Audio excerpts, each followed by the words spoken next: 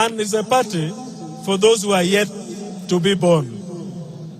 We are just members, but the party is something that will live beyond us. During your time, make your contribution, but don't damage the party. Thank you so much. I wish you well, and may God bless you.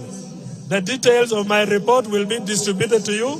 You'll read through and have a discussion. Mr. President, as I conclude, I request that we entertain you with one or two revolutionary songs before you make the next program for the meeting. Allow me also to recognize our Ugandan ambassadors and high commissioners of Uganda who are abroad, but they are here with us in this conference. We have Ambassador Elizabeth Musazi, our ambassador to Cuba. We have Her Excellency Ambassador Rebecca Amuge Otengo, Ugandan ambassador to Addis, representing us in the African Union. We have Ambassador Miriam Black, representing Uganda in Brussels, that is in Germany. Ambassador Paul Amoro, representing Uganda in Pretoria, South Africa. Ambassador Nikisha Madvani, our representative to London, UK. Ambassador Doreen Amule, representing Uganda in Paris. Ambassador Rashid Semudu, representing Uganda in Khartoum. Ambassador Dorothy Hua, our ambassador in the Canberra, Australia. Ambassador Napiek Elizabeth Paula, our ambassador in Rome, and the deans of all ambassadors. Ambassador Adonia Ayebara, our ambassador to New York. Ambassador Olive Woneke, our ambassador in Beijing. And Ambassador Alintuma Nsabu, our ambassador to Algeria.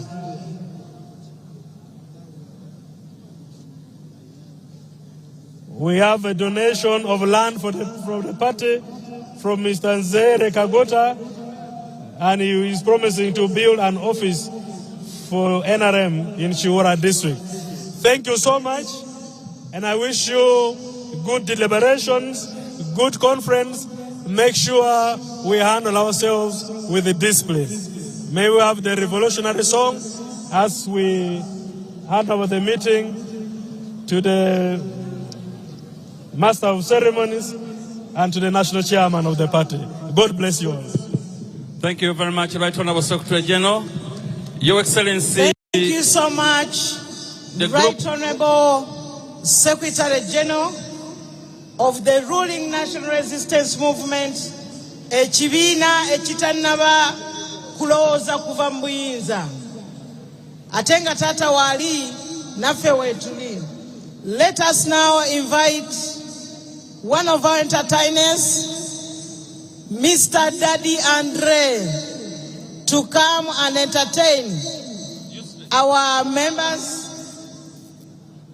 Museveni Yoba Zukulu, and he's going to entertain us this afternoon. Daddy Andre, the stage is yours. Thank you very much, Deputy Secretary General. Daddy Andre is not yet here, but Team Your Rank from Gulu, led by Romeo Odong, is on stage with an item. Most welcome. Thank you. Thank you.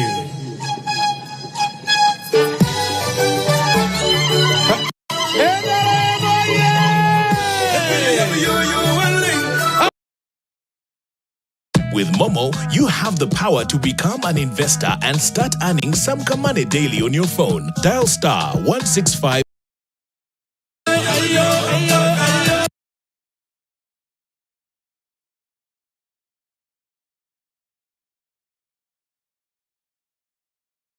Yeah.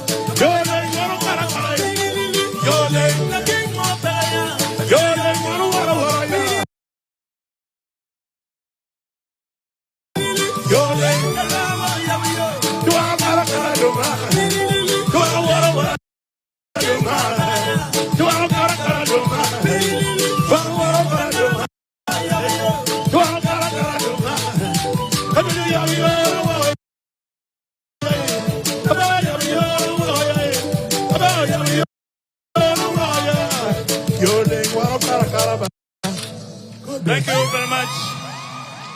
May I now invite African Evolutionary Voices from Itoma, led by Comrade Danny Bashisha, for one short item, with your permission, Your Excellency. It's DJ Shafiq Ways.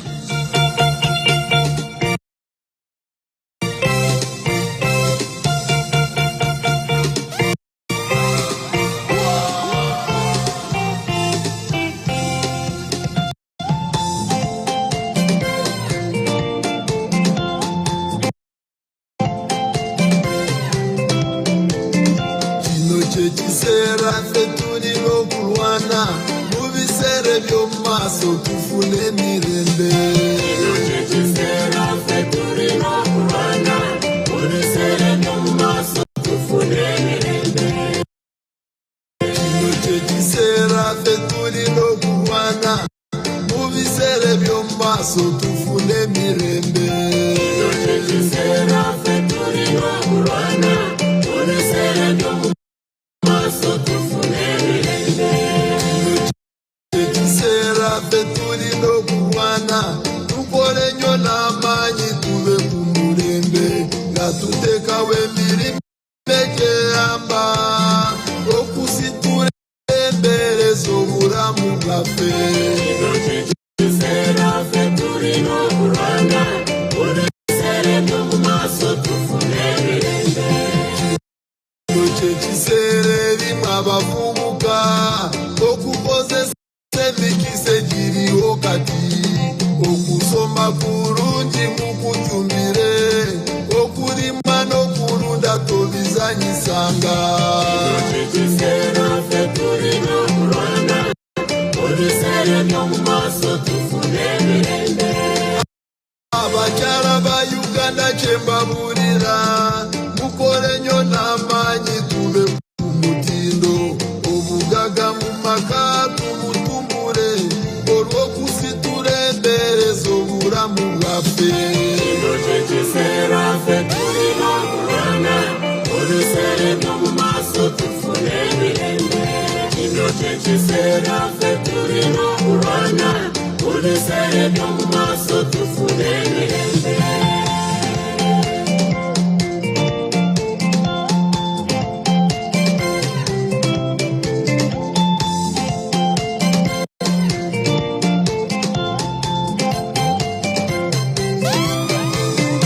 Abasajja bannangeze ninacheteza okukora n'amaanyi gwe mulimo gwaffe obwenzi n'omwengereka tubyewalenga tulyoke tufune obugaga ogana madala. Kino kye kiseera ffe tuli n'okulwana odesere byomu maaso tufune emirembe. Bannayuganda bannange kyengamba twagala ennyo Uganda kubanga ly'eggwanga lyaffe gatulwanyisa obwavu tukume emirembe tulyoke tufune eggwanga mwe tweyagalire ennyo. Kino kye kiseera ffe tuli n'okulwana odesere byomu maaso tufune emirembe. Kino kye kiseera ffe tuli n'okulwana odesere byomu maaso tufune emirembe. Kino kye kiseera ffe tuli n'okulwana odesere byomu maaso tufune emirembe. Thank you very much, Your Excellency. The third that we are having a working lunch. We are having a working lunch, and that is our the last item here, and then we proceed with the organization. So members know where the food courts are. You can stroll in and out, and then as we move. Thank you for the guidance, Deputy Secretary General. Cheswa, your group, please. Kaguta Asobola.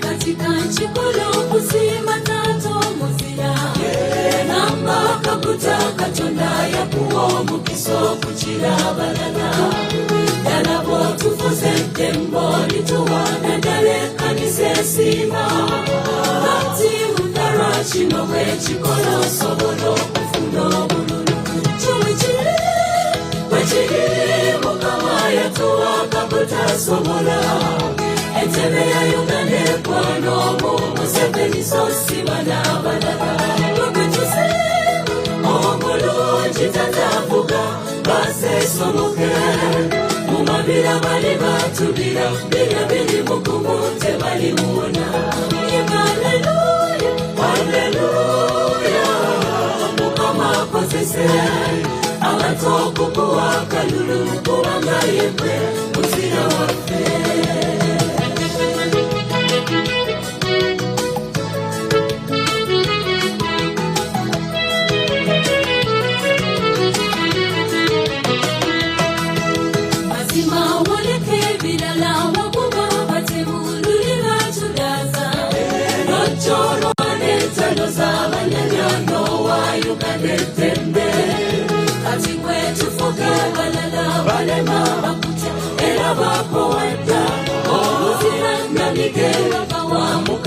Kabuta wa Uganda nyomu Chumichiri Wechiri mukama yatuwa kabuta sobola Etebe ya Uganda kwa nomu Museveni sosi wana balaba Lukutuse Omulu jitatafuga Base somoke Mumabila bali batubila Bila bili mukumute bali muona Hallelujah, hallelujah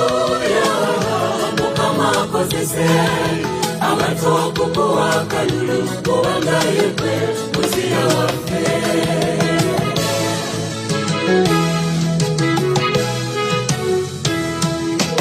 Kova kukanise ngudo Zikoze bypass Wanalwa terera Amasanyala zokubune Bibuka wafula Uganda etala Bitangala chikulu Kwela baka wepe mulago Chirudu Nalanga Uganda Timubyo bufuzi Ngemubyo bulamweli wala Chumichiri Wechiri mukama yatuwa kabuta sobola Etebe ya Uganda kwa nomo Museveni sosi wana balala Lukutuse Omulu jitatafuga Base somoke Mumabila bali batubila Bila bili mukumute bali muona Hallelujah, hallelujah Mukama kosese Amatoku kuwa kalulu Kuwanga yekwe Muzira wafe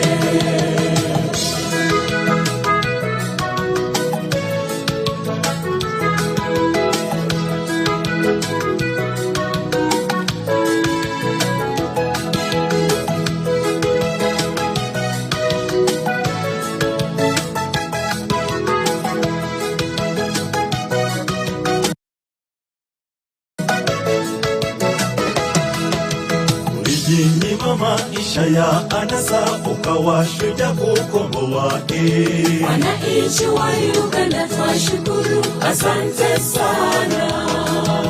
Wananchi wa Uganda twawaomba mpigieni kura raisi.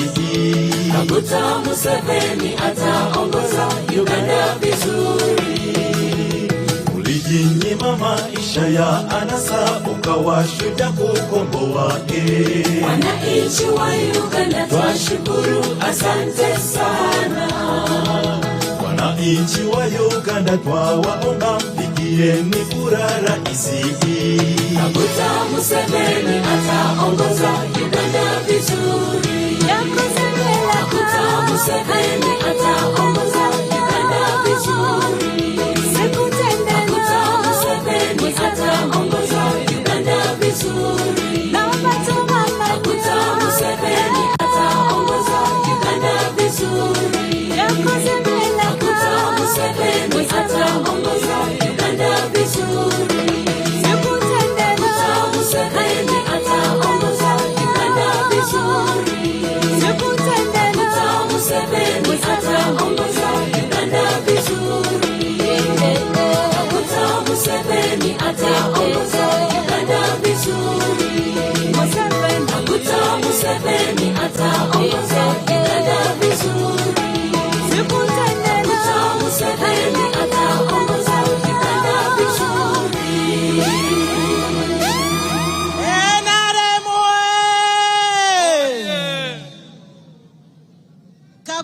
Museveni atukulembedde bulungi. That is the message. Atachi atukulembera bulungi nnyo. Allow me to take this opportunity to invite the chairman of the Nrm Electoral Commission, Dr. Odoi Tanga, to lead us into the next phase of this conference. Dr. Odoi Tanga and the Electoral Commission of the NRM, the platform is yours. You are most welcome.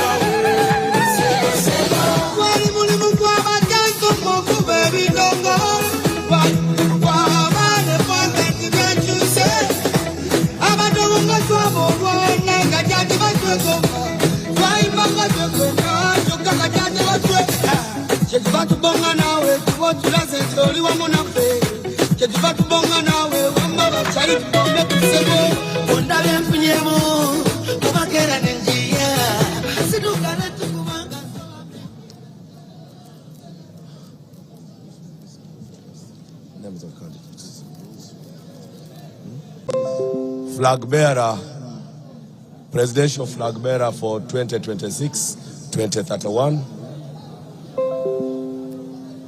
and our First Lady, Mama Janet Museveni. Allow me adopt the protocol as detailed earlier in the earlier speeches. Ladies and gentlemen, the time is now, and the Electoral Commission would want to guide the process. Before that, Your Excellency and Mama, allow me present to the Delegates Conference the following positions that were fully elected. We elected the Elders League and the whole structure of the Elders League. The chairperson of the Elders League, the new chairperson of the Elders League, is Honorable Businje Penina Kapigana. The vice chairperson Central, Honorable Takome Frederick Musisi. Vice chairperson Western, Honorable Barunji Justin. Vice chairperson of Kampala, Honorable Tracy J. Manuel. Vice chairperson Eastern, John Peter Erimu Anyao. Vice chairperson Karamoja, Honorable Nyang Christine. And Vice chairperson Northern, Honorable Kelo Angelo Cole. And Secretary for Finance, Kinto Florence. General Secretary Isabelle Charles. Secretary of Publicity, Wanjusi Silva Wasieva. For the Women's League, the chairperson, I beg your pardon, for the Veterans League, the new chairperson, Your Excellency, is Mushabe Moses. Chairperson Kampala, Tabora Moses Mainja. Chairperson Central, Mr. Jeff Lawrence Wanuka. Chairperson Northern, Mr. Ongia John Francis. Chairperson Eastern, Mr. Kamizi Martin Bukoli. Vice Chairperson Karamoja, Mr. Okoru Pius. Secretary of Finance, Mr. Tushime Gracious. Mr. Tusime Gracious. General Secretary, Ms. Atwine Knight Allen. Secretary of Publicity, Mr. Samuel Ngobi Kafude. The Women's League, the chairperson is Ms. Arina Itwe Katamba. I beg your pardon, Workers League, sorry. I beg your pardon. Workers League, the chairperson is Honorable Arina Itwe Katambuka Wakajara. The vice chairperson Central, Mr. Wambale Manesh, Vice Chairperson Western, Mr. Namanya Richard, Mr. Chairperson Eastern, Mr. Walela Martin, Vice Chairperson Kampala, Mr. Mirembe Agatha, Vice Chairperson Northern, Mr. Marash Bashir Izebash, Vice Chairperson Karamoja, Mr. Muret Regina, Secretary Publicity, Mr. Nuwajuna Justus Kamuhanda, Secretary for Finance, Mr. Katumwesije Juliana, Miss Katumwesije Juliana, and General Secretary Aboli Kunihira Agnes Honorable.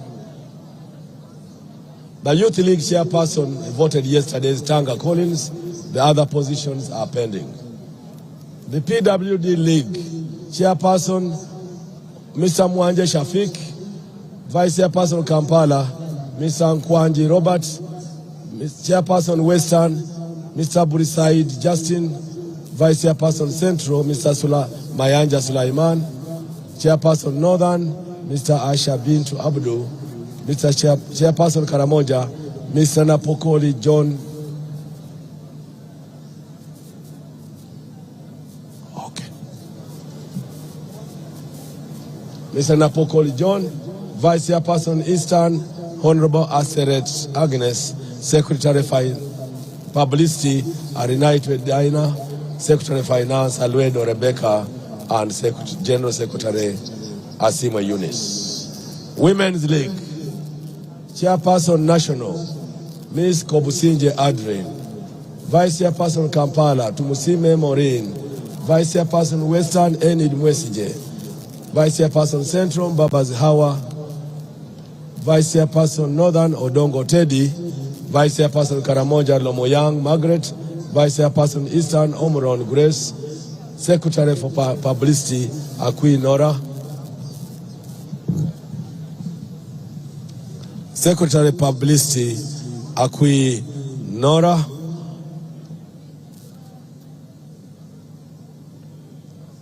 General Secretary, Amongin Jacqueline, Secretary Finance, Royondo Ann.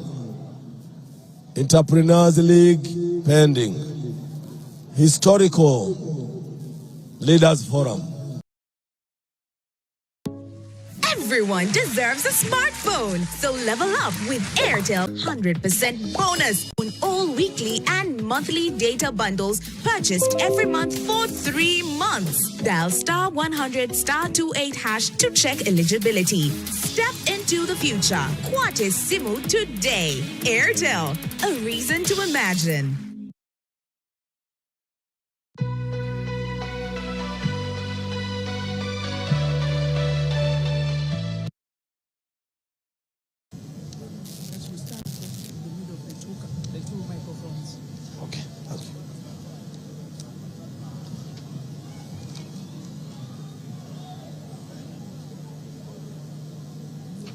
Ladies and gentlemen, after all that election, we also concluded the special interest group election for flag bearers for members of parliament. We finished for the workers, the PWDs, the older persons, and the youth, which is pending.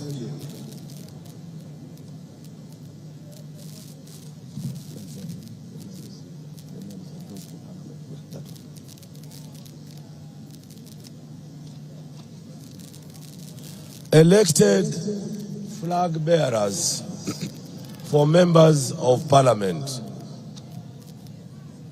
For the workers at national level is Asio Pasquin.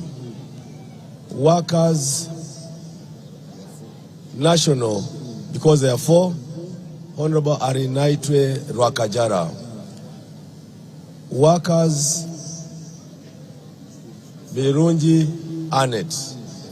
The 4th is Akandwaho Joshua Israel. and the national female is Honorable Abwori Kunihira Agnes. The people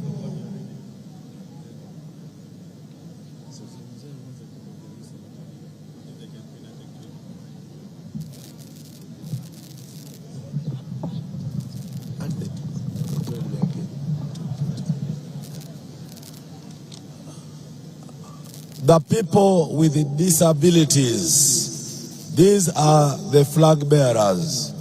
For Western Uganda, Ndiamu Haki Eunice. For Eastern Uganda, Asamo Helen Grace. For Central Uganda, Ndezi Alex. For Northern Uganda, Achan Joyce Okeny. For National Female, Kanushu Laura. For the older persons, National Female, Wako Joy Peggy. Western Uganda, Mrs. Jacqueline Mbabazi. For Central Uganda, Honorable Kakoza James. For Eastern Uganda, Mr. Ofono Pondo Podel. For Northern Uganda, Honorable Akumu Catherine Mavenjina. Your Excellency, sir, today the Electoral Commission completed the election for National Chairman, Nrm Presidential Flag Bearer, and the first Vice Chairperson.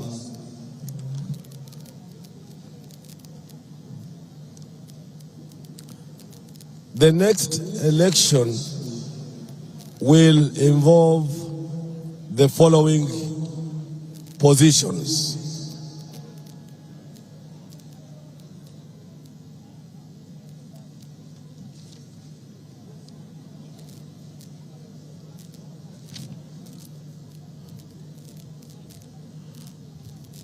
For Eastern Uganda, Vice Chairpersons, I beg your pardon, we shall start the election with the second National Vice Chairperson female. And the two candidates are Right Honorable Rebecca Kadaga Alitwala. The second candidate is Right Honorable Anita Annette Among.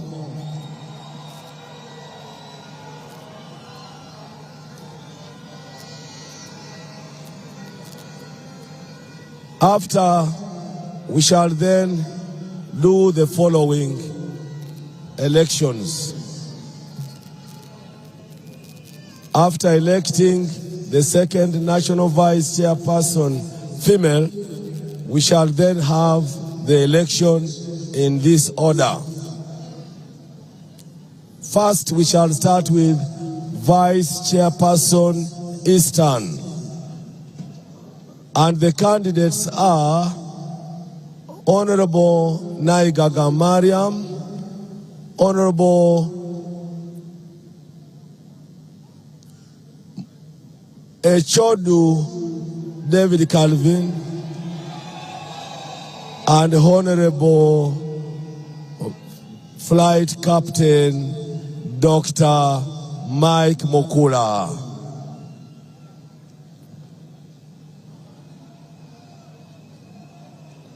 After Eastern, the next will be Vice Chairperson Central. And the candidates are Mr. Kalisa Kalangwa,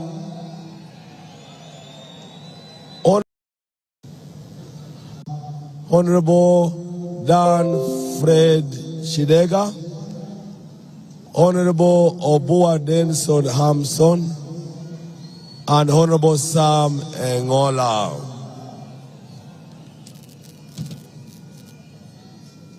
After northern Uganda, we shall then go to western Uganda. And the candidates are Bwenje Leoben Muhanji, Asimwe Jonad, Kamugisha Blaze, Kamungaga Dick, Biarohanga Barije, Atuhe Innocent, Mawanda Michael Maranga, and Honorable Bariomusi Chris. Then we shall move to Kampala. Kampala, we have the following candidates: Bukenya Collins Andrew, Salim Saad Owuru, and Honorable Singh Katongole. After that, we shall go to election in Karamoja. The candidates are Loki John Baptist, Achila John Rex, Johnson Gorok, and Loki Peter Abraham.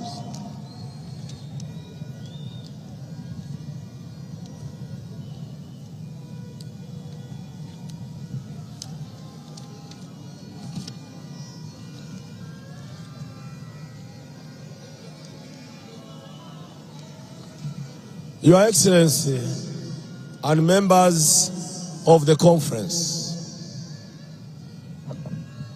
this is the procedure.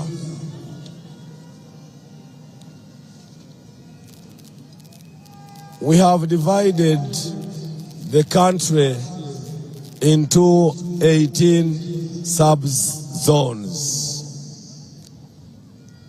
The zones include Karamoja, or sub-regions: Karamoja, Acholi, Lango, West Nile, Teso, Sebei, Bugisu, Bukedi, Greater Mukono, Greater Luwero, Greater Kampala, Greater Masaka, Greater Mubende, and Mpigi, Greater Ankole, Greater Kigezi, Greater Rwenzori, and Greater Bunyoro.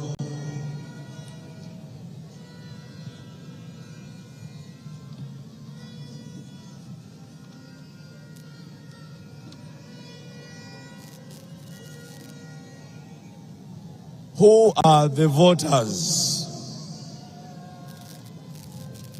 Your Excellency and members of the conference,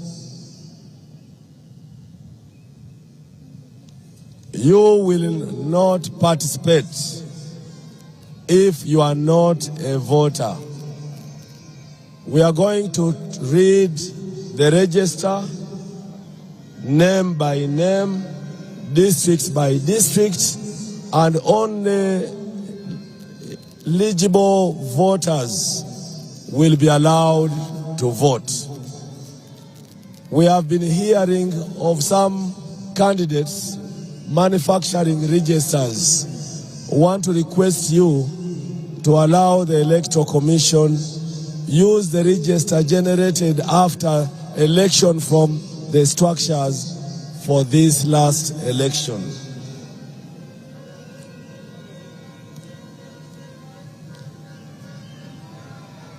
How are we voting? Voting is by lining up behind candidates or portraits or pictures of a candidate of your choice. Each of the following tents will be polling stations, and each will be headed by a commissioner assisted by regional coordinators district registrars, and polling assistants. We have 7 tents for voting, and delegates shall be ushered in sub-region by sub-region. The tents are the following. The elders' tent behind Museveni's tent will be for Karamoja and will be headed by Honorable James Tweheyo. The tent used for the election of the PWDs behind the SEC tent will be used for Ankole, Kigezi, Rwenzori, Bunyoro, and they'll vote one after the other. That tent, among other duties, will be manned by me, Dr. Tanga Odoi. The tent used by veterans behind the SEC tent will be for delegates from Teso, Bugisu, Sebei, Bukedi, Busoga, one after the other. And it will be under Honorable Jashan Fred Omach. The tent used by the Historical Leaders Forum, also behind the SEC tent, will be for Greater Luwero, Greater Mukono, and Greater Masaka, and Greater Mobende. And the voting will be one after the other. It will be under Honorable James Chinobe.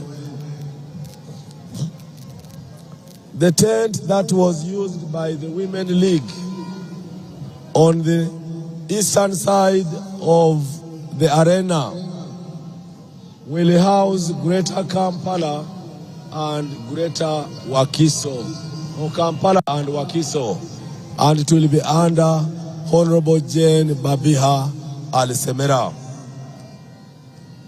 The tent that was used by the youth also to the east towards Wampewo will be for Acholi and Lango, and they'll vote one after the other. It will be under Honorable Diwaru Zaitun. And the tent for West Nile is that one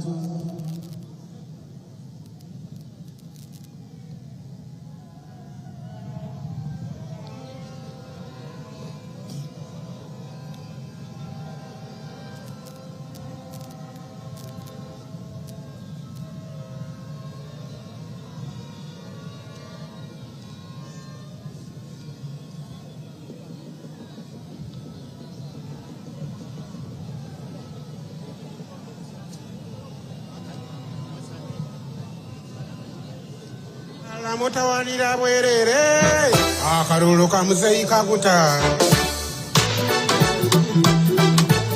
Bannayuganda Katonda kyatuwadde omukisa olwa Muzeyi kaguta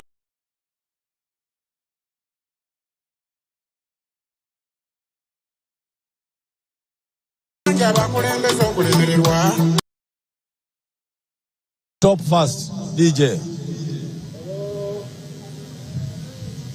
I now see why you fight the elections. Election day, there should be no campaigns. So those who are moving around with pictures and so stop. And those who are making a noise, stop. Just sit down and be called to vote. Will the candidates speak or what? Yes, Your Excellency. They'll have 3 minutes. Yes, so only the candidates should speak. So those who are making noise, stop that. That's why you fight for nothing. just calm down, sit down, stop making noise, stop moving around with pictures, because that is campaigning.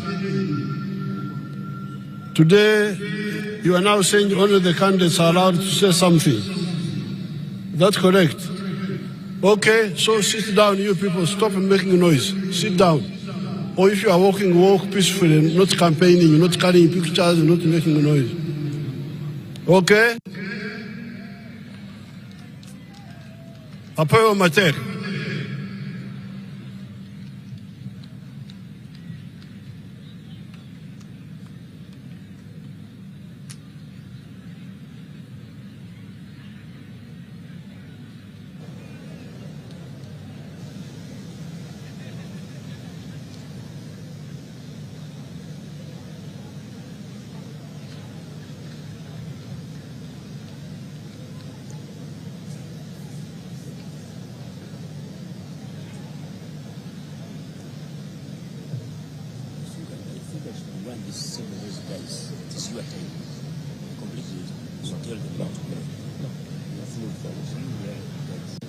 Tell them not to play until we tell them.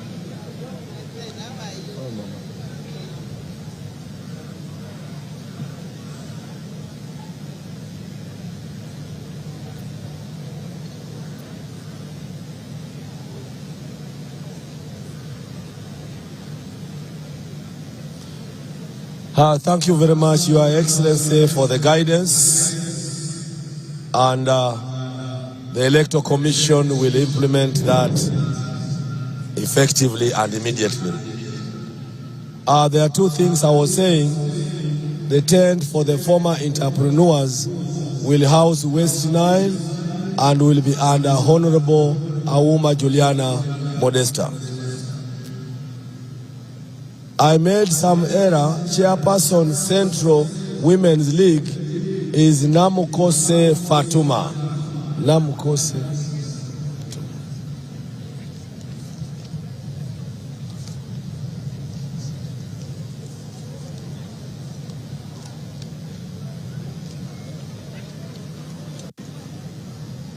Voting is by lining up.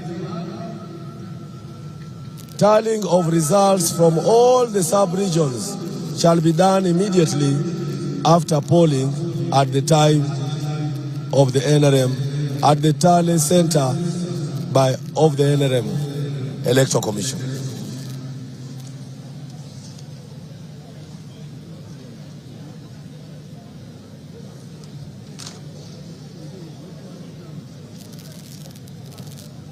Who are the voters?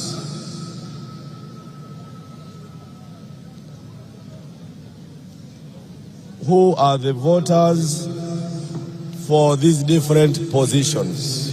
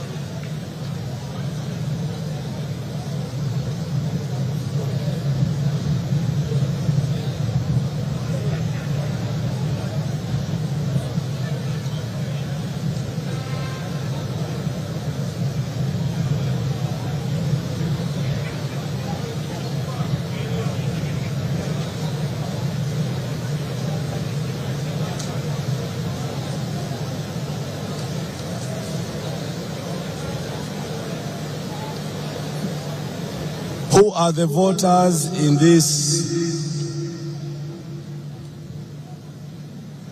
For the second national vice chairperson and the regional vice chairpersons, the following are the voters.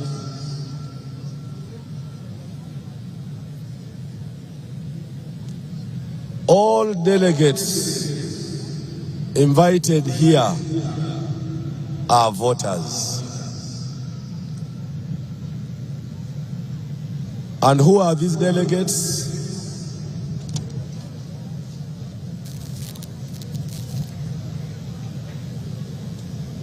The delegates make up the National Conference, members of the National Executive Council, and this comprises the National Chairperson, the first National Vice Chairperson, the second National Vice female, the 6 Vice Chairpersons representing the region, the NRM members of Parliament, stroke flag bearers, the NRM district chairpersons, stroke flag bearers, municipal mayors, NRM members of the East African Legislative Assembly, National Executive Committee members of all special organs, all chairpersons of NRM branches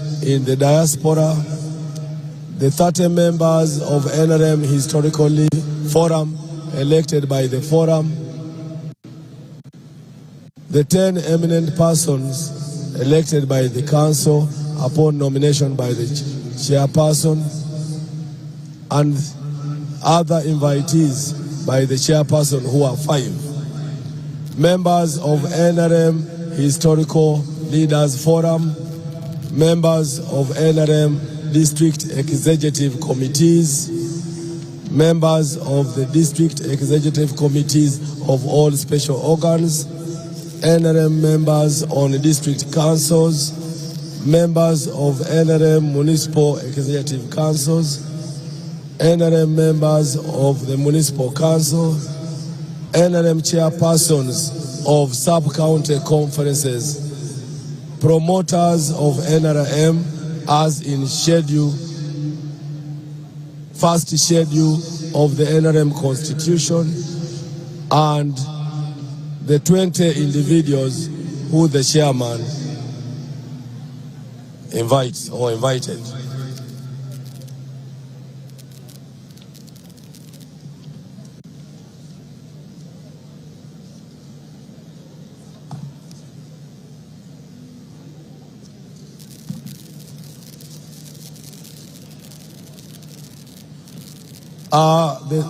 The staff will be distributing the guidelines.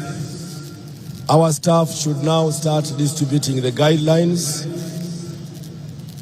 But as I said, the mode of election is by lining up.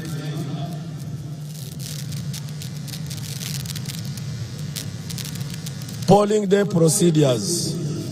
There shall be polling stations in the venues that I read. Those venues are now polling stations, and each of them is already demarcated. Each candidate is entitled to 2 agents from the delegates, from among the delegates. You pick your agents from among the delegates, and each candidate must not infiltrate the polling station with any weapon. Before polling, the presiding officer shall read out names of eligible voters district by district from the voters register, and shall separate eligible voters from ineligible voters. The presiding officer shall give voter education for a few minutes before election starts.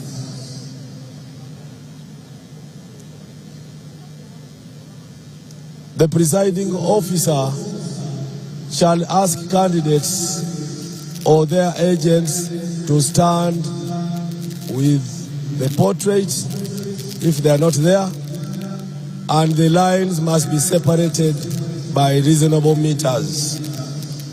The presiding officer shall then ask voters to line up, helped by the polling assistants. Crisscrossing of lines campaigning in polling stations is prohibited.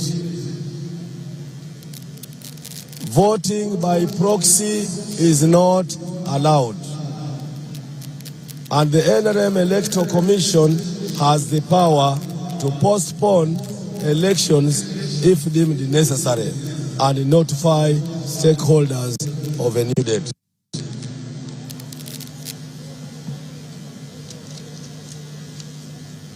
Illegal practices,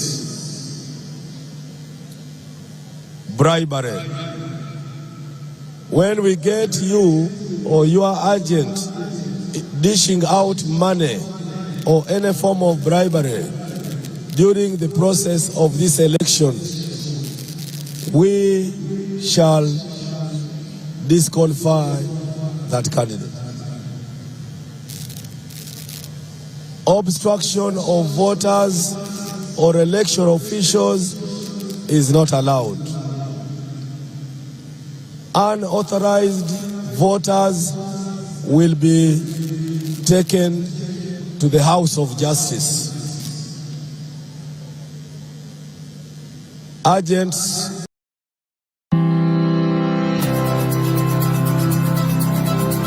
is, I think, it's the best radio communication brand in the world right now. The presiding officer, shall loudly announce the number of votes each candidate has got at the polling station before transmitting it to the center. Agents of candidates shall sign declaration of results form after the forms have been filled and they are entitled to a copy. The commission has made those forms. A declaration of results shall be done by the returning officer. And for avoidance of doubt, Dr. Tango Doi, the chair of the commission, is the returning officer.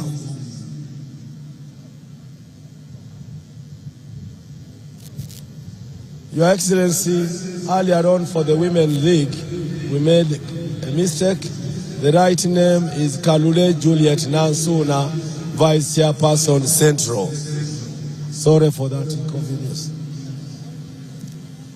It is now time for the commission to allow the candidates some reasonable time for the first election to introduce themselves briefly and tell the audience or the delegates what they are supposed to do.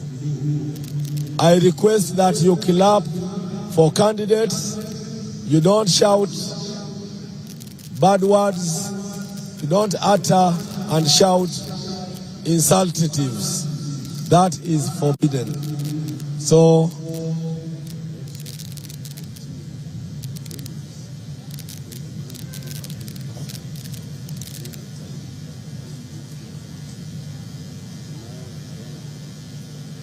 after the candidates, the two candidates have finished presenting themselves, I'll then announce the time for voters. I now request the right honorable candidates to step forward and address the delegates and voters.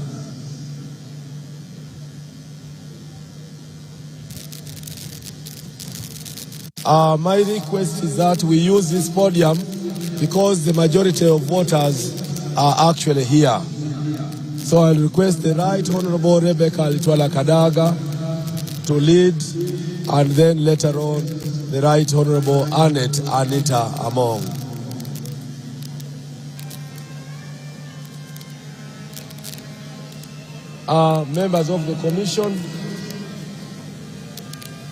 Members of the commission, the two ladies, Honorable Zaitun, could you please move and request the Right Honorable Rebecca Kadaga. To me, this is the best place, unless advised otherwise.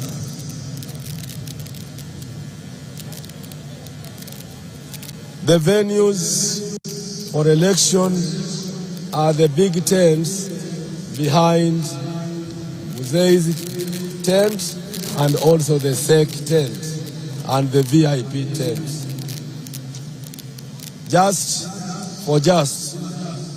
The following are the 7 tents to be used as polling stations. The tent for the former elders behind SEC tent for Karamoja. The tent which was used for PWDs, also behind the SEC tent, will be for Kigezi, Ankole, Rwenzori, and Bunyoro. The tent which was for veterans behind the VIP tent will be for Teso, Bugisu, Sebei, Bukedi, and Busoga. The tent behind the SEC tent that was used by the Historical Leaders Forum will be for Greater Luwero, Greater Mukono, Greater Masaka, Greater Mubende, and Mpiji.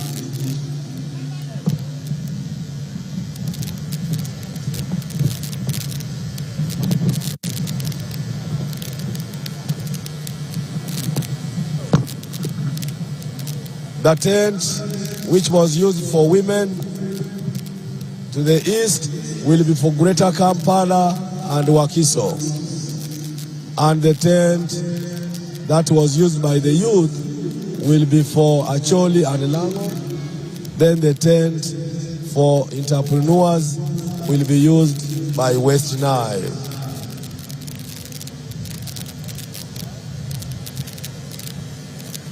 Sanitizer, please.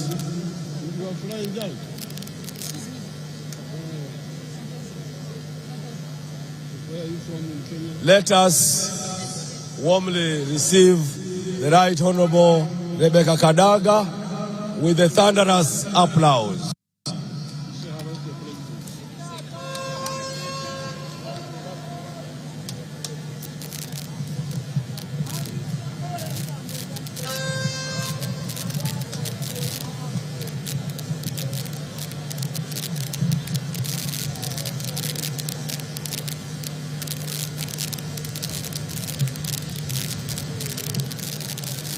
Your Excellency, are they working?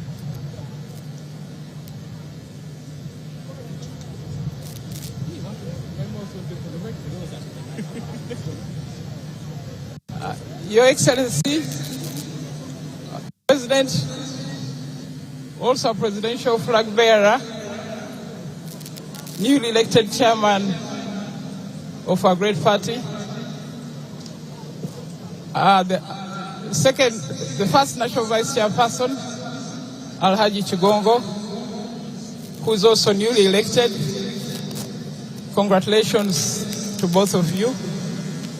Mama Janet, all the other leaders, the delegates, members of the Nrm family. It's a pleasure to see you here today. Last time we met, we could not convene together because of the COVID pandemic. But we thank God that this time we're able to sit together at one venue to make the deliberations for our great party. I come before you as a long-standing member of the NRM. I've worked for the NRM for my entire life. I started as an LC1 chairperson in Busovia village, Mbramuti sub-county. And I've ridden through the ranks up to this date. I want to thank you very much for the support. And I want to thank His Excellency the President for initiating this party right from his student days until it has grown into this mighty movement and also brought along many other people.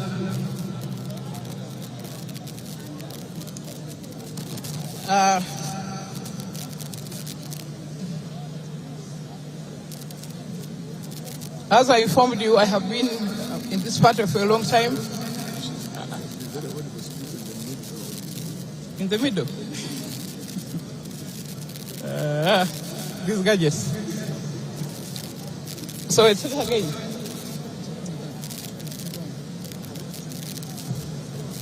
Start again. Okay. The microphones are a bit tricky, but I hope you can hear me. Honourable members, this party has come a long way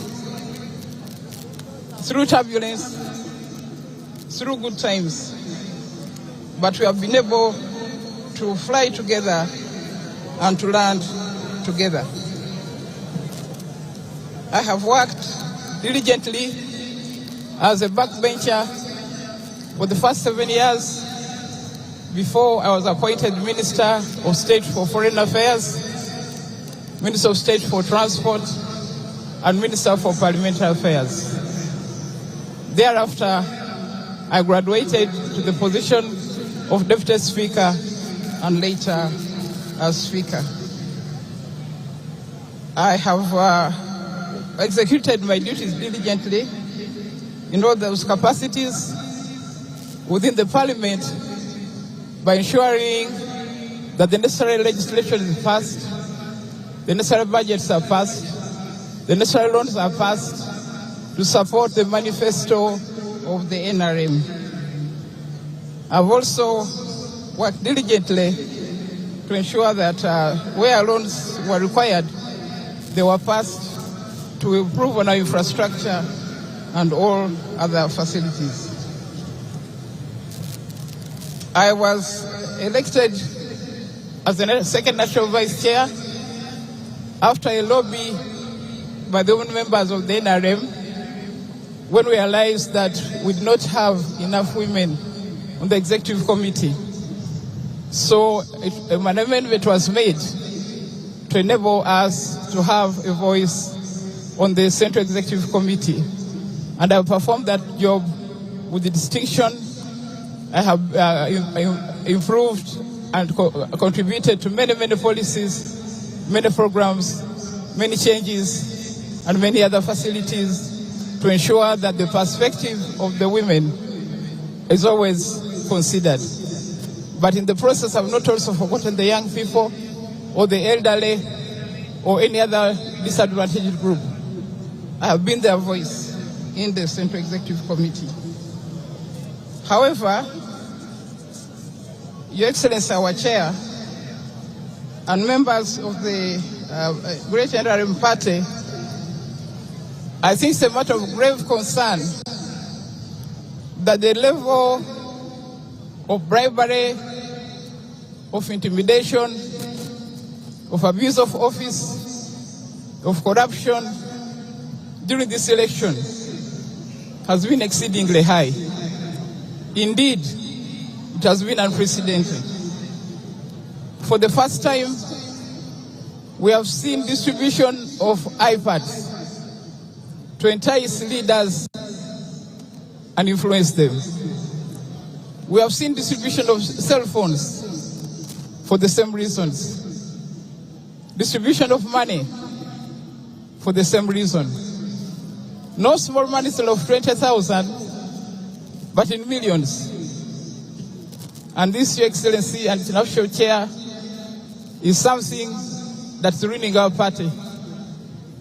We have built this party over time, but there's a real risk that it's going to be overtaken by people who do not deserve to be in leadership. So we need to check the issue of corruption. Last night, there was more distribution of resources. 300,000 shillings to each delegate. at Navisunsa, at Nakawa, at Kisasi, and many, many other places, again, to influence the outcome of these elections. So I do hope that the members will take this matter into account and realize that we don't need to support the corrupt, and to know that the money being used is actually your money. This is taxpayers' money. So please chew it, but make the right choices. I would like to appeal to our members to clean our party by rejecting corruption, rejecting bribery, rejecting intimidation. National Chairman, there are members here who have got messages on their phone intimidating them. If you don't vote for so and so, you will see. How can that be? But this is what is happening at this stage. So I do hope that something will be done. And Honorable Chairs, you have been promising that you are going to take action. I hope that you can actually take action so that this vice ends. On the level of the preparation of the election, it's also a matter of concern that in some instances, there have been deliberate delays so that voting takes place in the night. How can voting take place at 4 o'clock in the morning? And this has happened on more than one occasion. This is deliberate. I'm glad we are starting early today. I hope the counting will be done early and that all the sets of elections will be done during the day.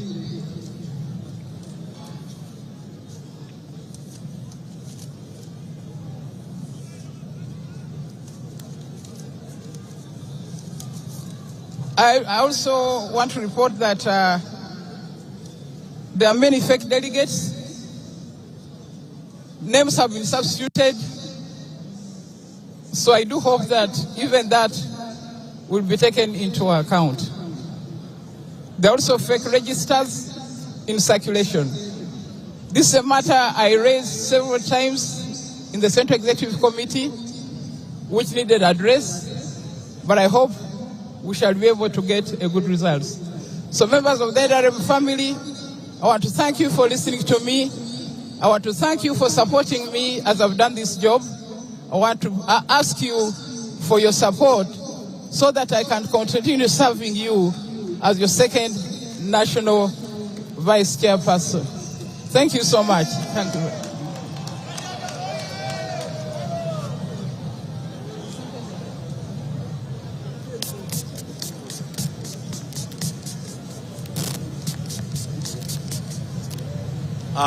Thank you very much, Right Honorable Rebecca Alitwala Kadaga, for your presentation and appeal for votes.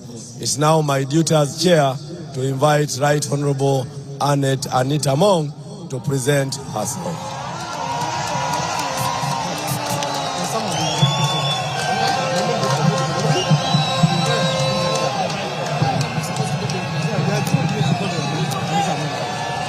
Nrm oye! Nrm oye! Museveni oye!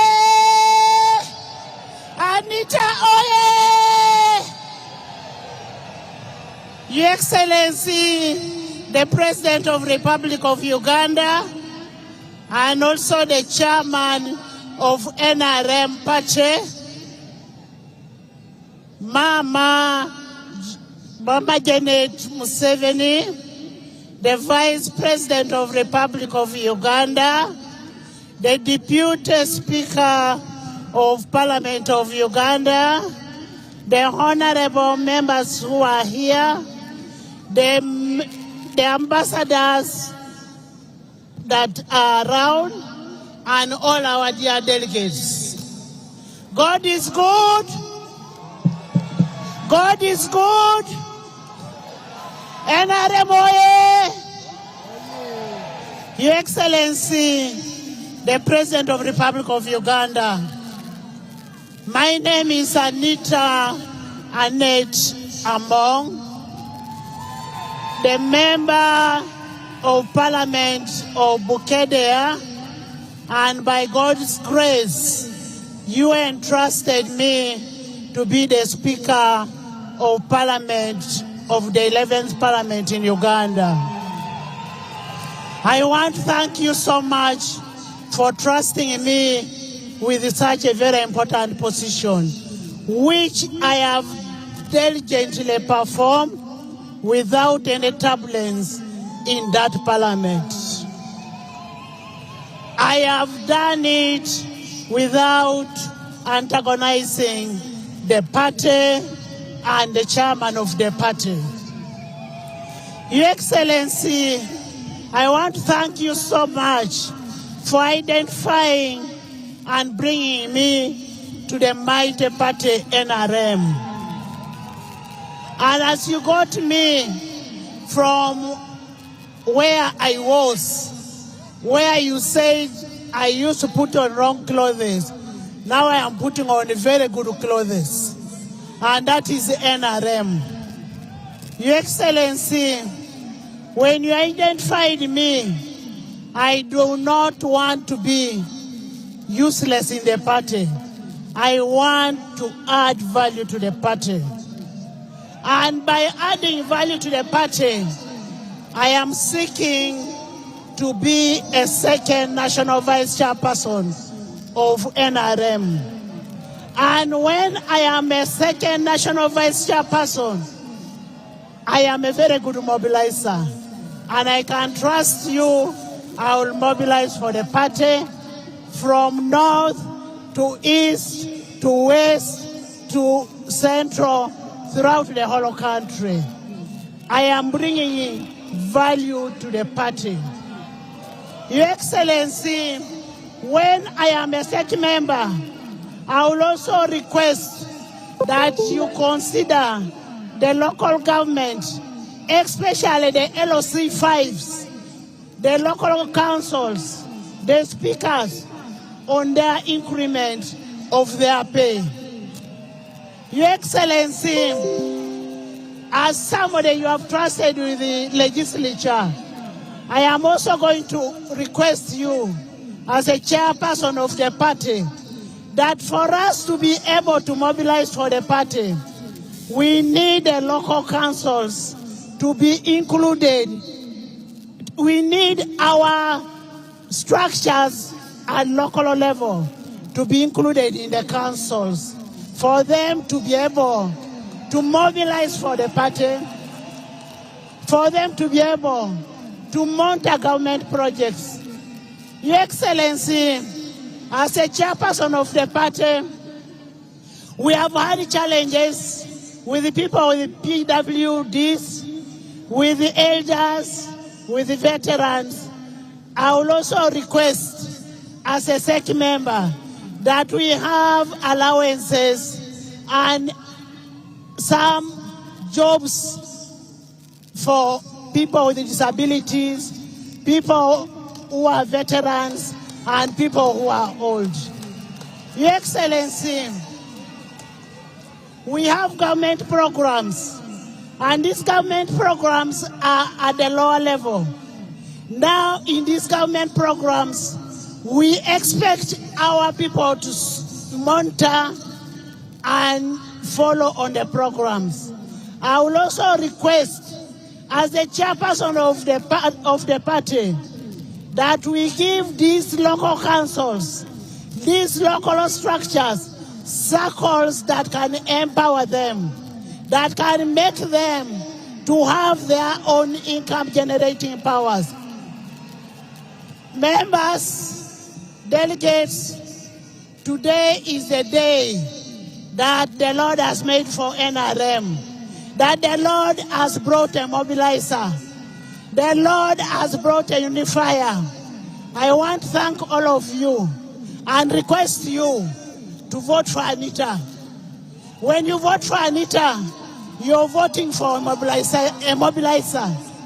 You vote for Anita, you vote for a unifying factor. When you vote for Anita, you're voting for a person to promote NRM up the ground. God bless you all.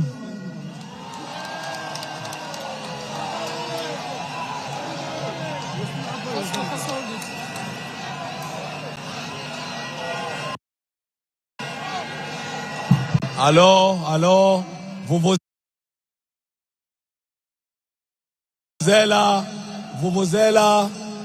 Vuvuzela, please.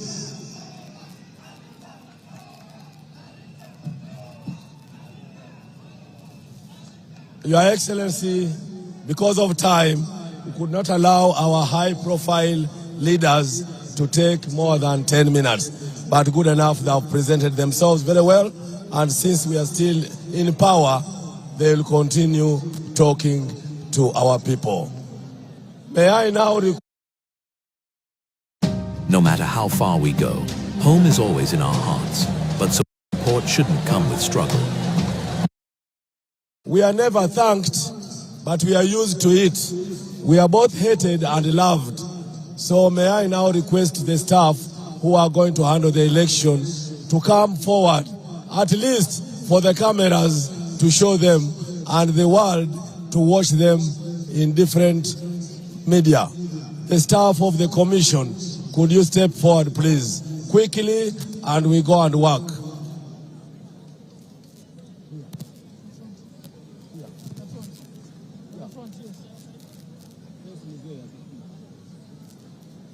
Remove that jacket.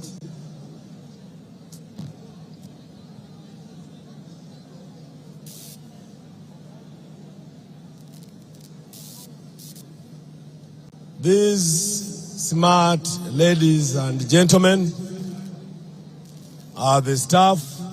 Most of them are volunteers because the registrars don't get salary. They are members who have donated to the party. They have given their whole. We do our best. Now, with the senior leaders in front, can we take a photo? But can you first hurry up? Others, hurry up. Oh, there are still more coming. Your Excellency, as a school teacher, our motto is we work hard and we are paid later. But you have been paying at first, so we are not complaining so much. But we still request for more, like the Oliver twist. Can we wave to His Excellency and Mama and the digging? Nrm oye! Nrm oye! The staff oye! Doing elections oye!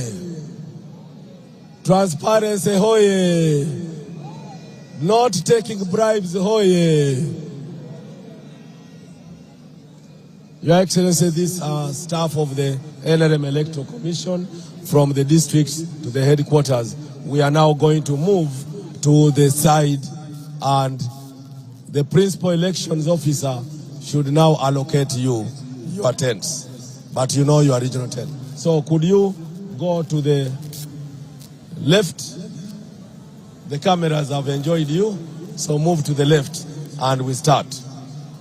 We have delivered elections, all elections from the structure. This is the last. We must do our best so that we retain our jobs. Is that okay? Can you shout, hoye? Hey, okay.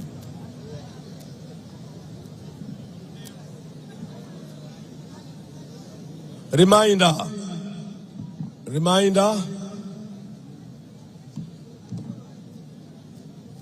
The staff, you will guide your voters to the respective tents.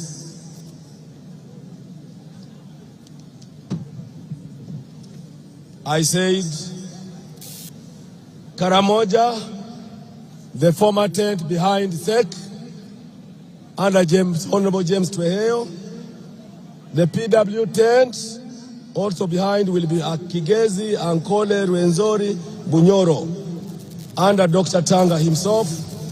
The veterans tent will be Teso, Bugisu, Sebei, Bukedi, Busoga, under Honorable Chano March.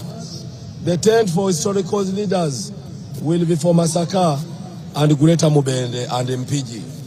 and the tent for the youth will be for the youth tent will be for Acholi and Ilango delegates. Former woman tent for the Women League will be for Kampala and Wakiso. And former entrepreneurs tent will be for West Nile. I now request the delegates to move slowly to those tents. We shall start with roll call, and I request you to humbly be polite. Don't harass us. Declaration of results will be done when we are ready, either today or early tomorrow. Thank you, Your Excellency. I now beg to move.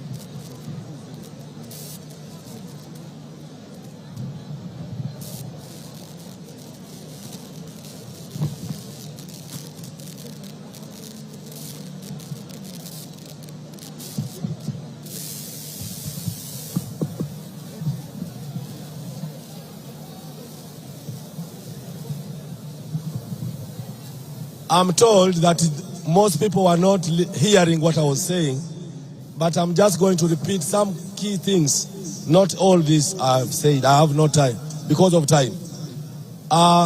Candidates can have posters because they cannot be in every polling station.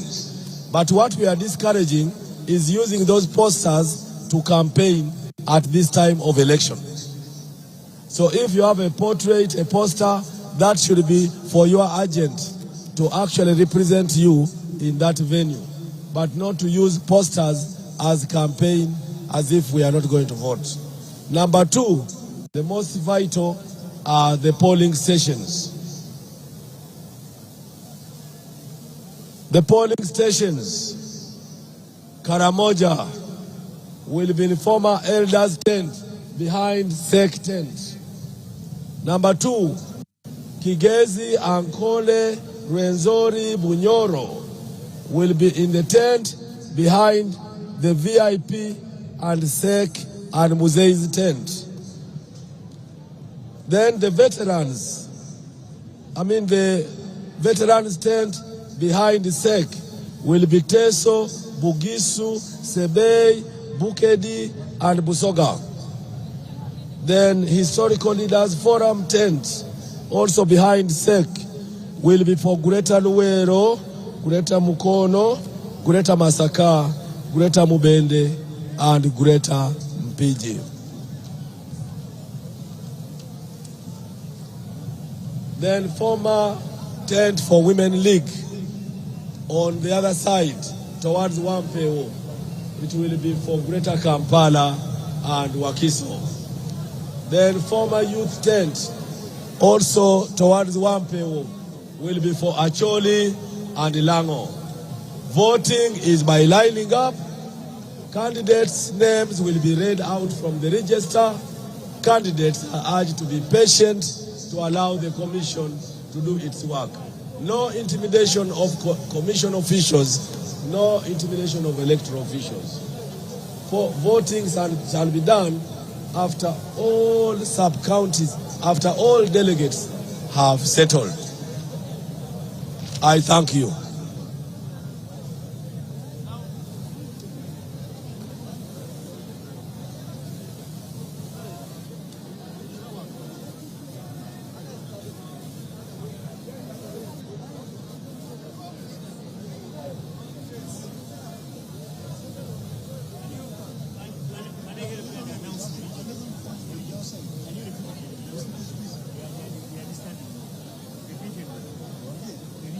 The venues.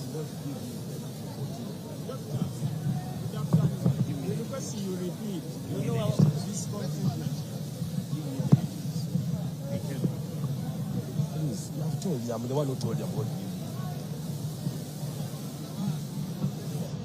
Ladies and gentlemen, I don't know what has happened to our public address system today.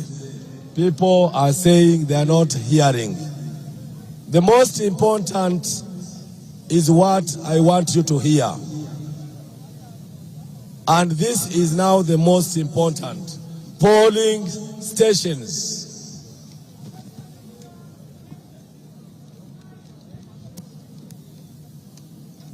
Delegates,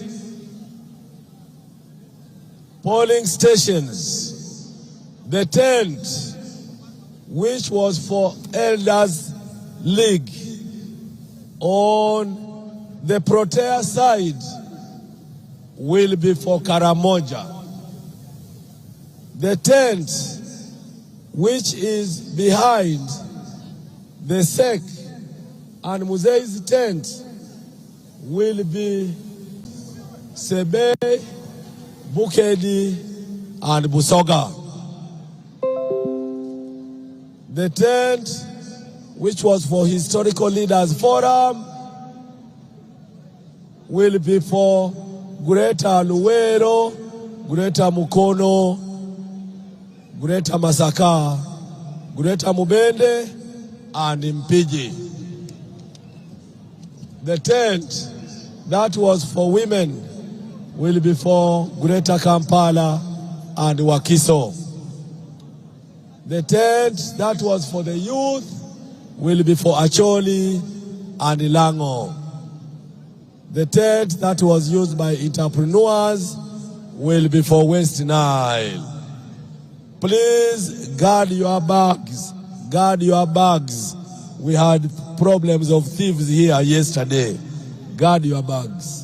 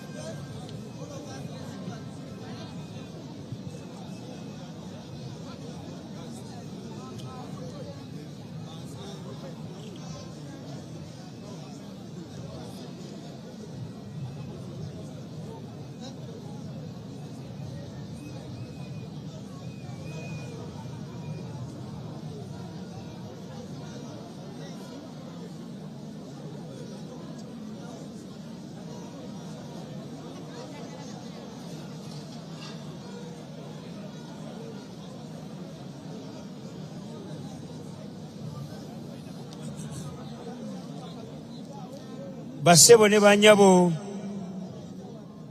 tweyanziza tweyanzeege mu ttenti omwabadde elders mwe mugenda okubeera region ya Karamoja ng'egenda kukulirwa Honorable James Tweheyo. Omwabadde ba PWs oba abalina obulemu ku mubiri mugenda kubeerayo Kigezi, Ankole ne Lwenzooli. Bunyoro awo Dr. Tanga yagenda okuba ng'akulembedde. Awabadde ba veterans mugenda kubeera awabadde ba veterans eggulo mugenda kubeeramu Teso, Bugisu, Sebeyi, Bukedi, Busoga, ate omuntu agenda obakulembera Honorable Jachan Fred Omach. Omwabadde ba historicals eggulo mugenda kubeeramu Greta Ruwero, Greta Mukono, ne Greta Masaka, ne Greta Mubende ne Mpigi. Agenda obakulemberamu agenda okubeera Ambassador Major Retired General Kinowe, James Kinowe. Omwabadde abakyala, tente yabaddemu abakyala eggulo mugenda kubeeramu Greta Kampala ne Wakiso. Egenda kulemberwa Honorable Alisemera Jane Babiha. Ate tenti eyabaddemu abavubuka oba youth mugenda kubeeramu abantu okuva e Acholi ne Lango. Bagenda kulemberwamu Dr. Diriwazu Zaituni. Omwabadde entrepreneurs oba abasuubuzi mugenda kubeeramu West Nile ng'ekulembeddwa Honorable Auma Juliana. Okulonda kugenda kubeera kusimba nnyiriri, ate ebivuddemu byakubeera nga birangirirwa nga mumaze okubigatta. Mabibi na mabwana, tunawakaribisha tena kwa tenti ya kwanza. Tenti ya kwanza ni tenti itakuwa na watu wa Karamoja, ndio wazee walikuwa jana. Tenti ile wazee walikuwa jana, kutakuwa Karamoja na kiongozi atakuwa James Tweheyo, Honorable James Tweheyo. Tenti yenye likuwa na PWs, watu wa Kigezi, Ankole, Rwenzori, Bunyoro, kiongozi atakuwa Dr. Tanga Odoi. Tenti ambao ilikuwamu ma veterans jana watakuwa huko Teso, Bugisu, Sebeyi, Bukedi, Busoga, na kiongozi atakuwa Honorable Jachan Fred Omach. Na tenti ambayo ilikuwa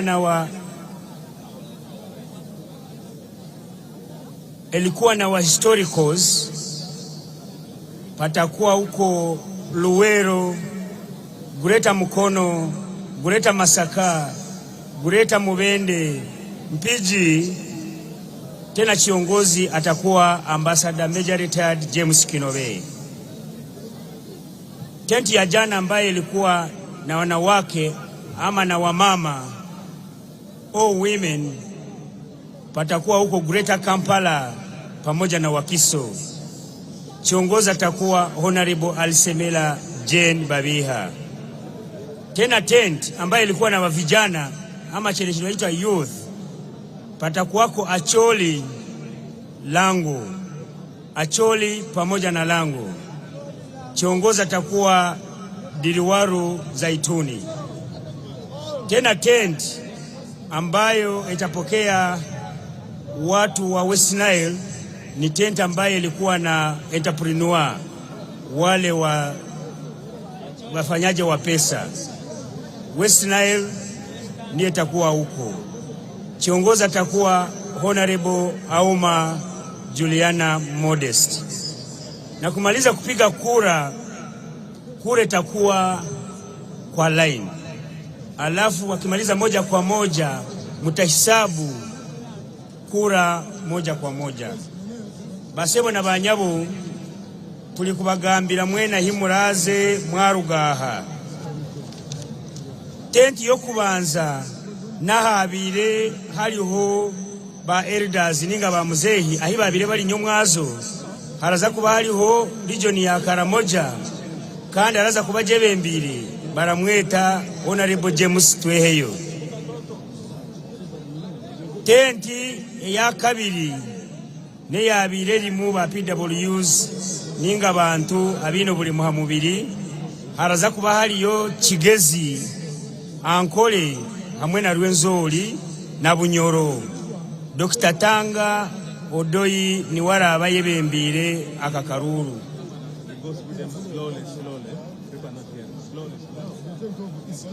Then ahabire hari ba veterans. Tente janye mwaze yabire limu ba veterans. Haraza kuba hari hoteso, hari yoteso, hari yobugisu, hari yosebeyi, hari yobukedi, hari yobusoga, kandi araba bebembire ni Jachan Fred. Then tente yabire limu ba historicals nyomwazo, haraza kuzamu Gureta Masaka, Ruwero na Gureta Mukono na Gureta Mubende hamwe na Mpiji. Gureta Ruwero, Gureta Mukono, Gureta Masaka, Gureta Mubende na Mpiji muraza kuba mwebembirwe Honorable Ambassador Major Retired James Kinove.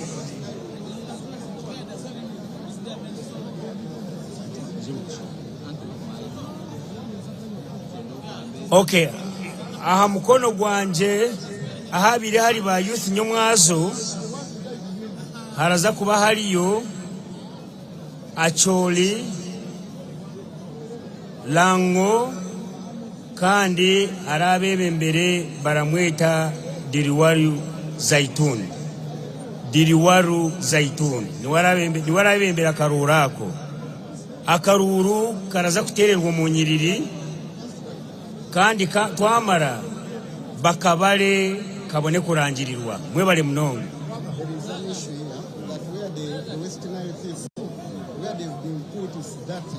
They want to wear the workers. Okay. Ladies and gentlemen, I request cleaners to clear the tents because delegates are complaining, most especially where West Nile is supposed to vote from is very, very dirty. Wakiso,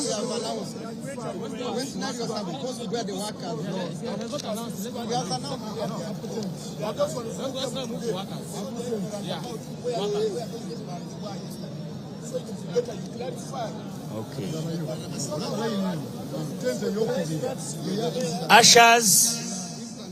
Ushers, kindly direct delegates. When I read the tent where people are supposed to go, kindly direct them, because you know the tents which were occupied by veterans, youth, what yesterday. So direct delegates. Delegates are stuck. Direct them. Mabibi na mabwana, ukiona Asha ni watu wenye wanavaa t-shirt za white, tafadhali waulize wakuelekeze mahali yako ya kupiga kura. Basebo ne banyabo bosa. Here's your chance to win school fees for your child for a whole year. Just pay school fees using Momo. Mubuze tenti yoweri. Ushers, direct delegates, they are stuck. Kanzire mumba.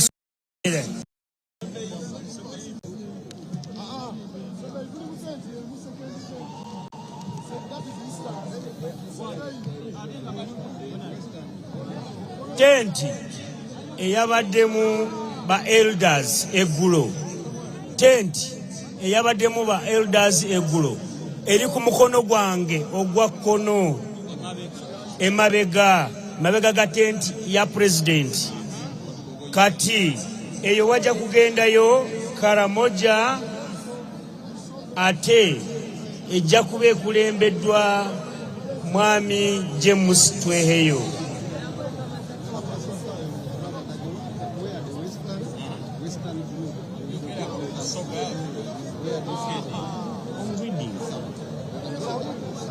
Awabadde PWDs awabadde abantu abayina obulemu ku mubiri eggulo ba asha mubabuuze babagambe kugendayo Kigezi, Ankole, Lwenzori, Bunyoro ate Dr. Tanga yagenda okubakulemberamu. Tent eyabaddemu abantu abayina obulemu ku mubiri ba PWs eggulo kugenda kubeerayo Kigezi, Ankole, Lwenzori ne Bunyoro. Agenda bakulemberamu agenda okubeera Honorable Odoi Tanga. Ba ashas bwe muba temwabaddewo eggulo laba asha akutwaleyo akulage gy'olina okugenda. Ba asha baffe bambadde t-shirt enjeru nga bataddeko ka reflector oba ka apron akayero. Mwebale nnyo, mwebalire ddala. Omwabadde ba veterans tenti eggulo ewabadde ba veterans tent eyo eri ku mukono gwange ogwa ddyo mu kibangirize muno mwe tuli yeri awali president. Egenda kubeeramu Teso, Bugisu, Sebeyi, Bukedi, Busoga. Omuntu agenda bakulembera mu kalulu ako agenda kubeera Honorable Jachan Fred Omach. Aha. Tent omwabadde ba historicals. Tent eyo egenda kubeeramu Guleta Masaka, Luwero, Guleta Mukono, Guleta Masaka ne Guleta Mubende wamu n'Empigi. Omuntu agenda bakulemberamu ye Honorable Ambassador Major Retired James Kinobe. Tent emwabadde abakyala. Tent omwabadde abakyala eggulo. Mumanyi nti abakyala babadde ne bakuba akalulu kaabwe. Mugenda kubeeramu Guleta Kampala and Wakiso. Omuntu agenda bakulemberamu agenda okubeera Honorable Alisemera Jane Babiha. Tent eyabaddemu abavubuka oba youth eggulo wagenda kugendayo abantu aba Acholi and Lango. Omuntu agenda bakulemberamu agenda okubeera Honorable Diriwali Zaitun. Tent eyabaddemu ba entapulirwa eri ku mukono gwange ogwa ddyo ba entapulirwa omukono gwange ogwa ddyo owabadde ba historicals yeyo awabadde akalulu akabadde akakasameme mukategedde eri ku mukono gwange ogwa ddyo. Ba historicals eri ku mukono gwange ogwa kkono emabega president gyali watudde. Adamu bagamba ba historicals siena ngabayona batizo bagamba abamu babulidde ku wano basoma kano bagambe nti si wano wabula eri emabega wa president nyamba bantu mukwano gwange. Kati omwabadde ba entrepreneur ku mukono gwange ogwa ddyo kugendayo West Nile nga bagenda kubeera nga bakulembeddwa Auma Julian Modest. Okukuba akalulu kujja kubeera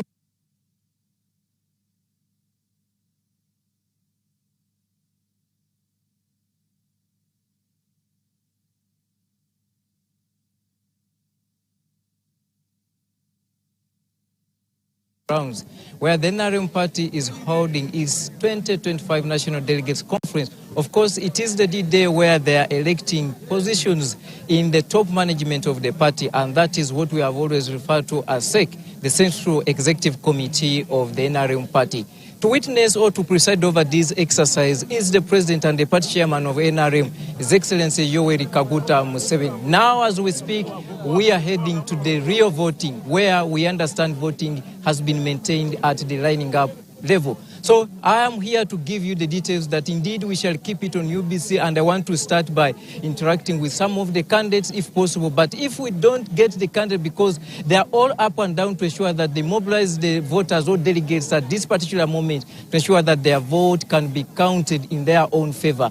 For the starters, we are beginning with the election of the second national vice chairperson female, where the battle is between the incumbent Honorable Rebecca Alitwala Kadaga and the Speaker of Parliament, Right Honorable Anita Among. So this is what we are going to witness on your screens. We will be giving you the images as they unfold here at Kololo Ceremonial Grounds. But of course, the accusations, allegations of bribery and manipulation of delegates and voters is what most of the candidates are speaking to almost every minute. And indeed, the party chairperson, President Yoweri Kaguta Museveni, has also emphasized that indeed, if the party is to strengthen the democracy, they must ensure that the ground is leveled. Of course, at a certain point, he had to raise up and still speak to the delegates who were campaigning and holding placards and posters of different candidates. The president or the chairman of the NRM maintained that as today is a voting day, there was no need of holding more campaigns at this particular venue. So the level of the democracy the NRM party is taking up is what has shaped the discussion of our political talk throughout the entire week, and we know by the outcomes of the voting of today, we also carry on this debate to check and balance whether the party's line of holding such elections is the best, what fits the interest or even the principles of democracy in the current evolving world. I'm Robert Onyango. We are here as UBC with our colleagues Jordan Lukomwa and the rest to ensure that you don't miss any moment of this election. The Right Honorable Rebecca Kadaga, if I may just give you a sample, when she was addressing the delegates or the conference, she did hit about the issue of commercialization of politics. This is a topic which is causing a lot of dust from different camps, different candidates, and almost not only from the NRM party, but the entire political sphere, that everyone is very much worried that indeed if we go with this trend where politics has been commercialized, then at the end of the day, we are likely to have, I cannot say mediocres, but of course this is going to be politics dominated by money. Like without money, you will not be in position to take up any position of leadership, not only in party of NRM, but across the entire political spheres of Uganda. So Rebecca Kadaga was very emphatic on that matter, that indeed the party chairman and the party at large should look into, scrutinize the manner and the amount of money being used in such a political period and in such a political process is beyond imagination. So Kadaga also had to highlight on the issue of delegates alteration. Some delegates have been arrested from the registrars. Some delegates have been manipulated. So these are issues, according to her, she thinks already the ground is not leveled. She wants the party to pay attention to such issues, because she was even raising the issue of voting at night. Like, how can the party hold such an exercise in the darkness? For her, she still feels everything must be done in broad daylight, so that if she's to lose or win, it must be in broad daylight. But of course, we shall later on be engaging with the party delegate, or rather party secretariat, mainly those in charge of the Electoral Commission, to at least also hit about what exactly is causing these issues of voting at night. And of course, is there a matter to be worried? Is there a concern to be worried about voting at night? We are still here at Kololo Ceremonial Grounds, and the day is the National Delegates Conference of the NRM Party. Of course, we have been here since Monday, when the interest group of the NRM Party was holding such a similar kind of election. And of course, there are some issues which have also arisen from those elections. We are meant to understand that, to the extent that now the party chairman has promised he will be convening a special conference for the Youth and Entrepreneurship League election to ensure that they panel beat that election, basing on the fact that those elections did not succeed, were not conducted. So I will be interacting with some delegates here to ensure that we also have a feeling from what they feel What has made them move from wherever they have come from to ensure that they come and be part of this process? Good afternoon, sir. You are live on UBC. Yes. Which district did you come from, and how prepared are you for today's election? We are already prepared because we know what we are going to do. Yes.